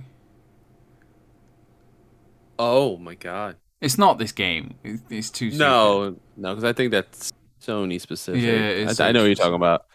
That's Tokyo Jungle. I think you're talking about. That's right. Yeah. Okay, last question. Is it part of the Mega Man franchise? It is not a Mega Man. Okay. Now you got your guess. Yeah, Tokyo Jungle. What a weird game. That was a weird game. We just played a bunch of animals. What a weird game. All right, so you know it's Capcom. It's not Sony exclusive. It's not a shooter. There's maybe a little bit of action, a little bit of platforming, cel shaded. There are animals in it between 2005 2010. Not a shooter. Do you guys got a guess? So it's on the Switch. It's got to be on the Switch, hasn't it? Everything's on the Switch. Oh yeah, it has been ported, right? There's more ports, recent ports. Animusha? Final answer? Is that what you're gonna guess? Is that the final answer? It's okay. Wait. Yeah, I was gonna say wait. No, I'm gonna rescind that. Okay. I was like, wait, I was clearly in high school when playing that, and I graduated in 2005. I don't, just to help you, I don't think that's a cel shaded game either. Oh God, yeah, I already forgot about that. I was like Capcom, actually. Well, that's how old. If you don't got it, look at they over 20. I know, right? Yeah. I hide the gray hair. And the bald spots back here. It's like it's starting to form. I'm trying to hide my bald spot. Like. You're hiding your bald spot. You can't see it now. Yeah, if I do that, the head works. They work. He just shaves his head. Yeah, I have to. Yeah. Exactly. I look ridiculous. I don't know, Daniel. Let's just throw a guess. 2000. Capcom published game. That's probably the biggest thing. Capcom published it around that era. Oh, yeah, I got a guess. Okami. And what a Babe Ruth Hail Mary did you get it? It was developed by Clover Studios. Yep. Published by Capcom. Released on the PlayStation 2 and the Wii. April 20th, 2006. Wow. It is Konami. Okami. I said Konami. Okami. Wow, I can't believe you got it right at the end. Good job, man. Carlos. What a Hail Mary. I just focused so deeply on cel shaded. As soon as he said it as well, I was like, that motherfucker. I was like, can't believe you maybe got it Mega Man X? Or like, no, maybe I was like, maybe Mega Man 0? Like, no, wait, hold on, that's not cel shaded. Yeah, you can't believe you got it. That was awesome. Good job, Okami. What a time and place for that game. Zelda-like, it was right in that era of like Twilight Princess and a little after Wind Waker, and it was just Capcom kind of doing a Zelda-like. It was really cool and stylish. Like Okami's a really cool game. But yeah, that was it for the Nerdic Gods podcast, episode 105. Please like, subscribe, comment. We're on audio services. Carlos, where can they find you? Yeah, absolutely. Again, you can find me at youtube.com/nerdaday for the video side, and I do some vlogs every once in a while. And then audio, I can be found on anchor.fm/nerdaday. And then if you like professional wrestling, follow us at Apron Work Podcast. You can just search that on YouTube. We're 61 subscribers, so we're almost close to 100. We get that custom name. Yeah, get that URL, and then same thing. Any audio podcast, you can find us. Apron Work Podcast. Our most recent episode, which just premiered today, is all about how Dave Meltzer's ratings and just TV ratings in general are shit. It doesn't matter. 6 2/4 stars in the Tokyo Dome. Yeah, exactly. It's fine for him, but you shouldn't take it that serious. And with that, bye everybody. Bye. See you.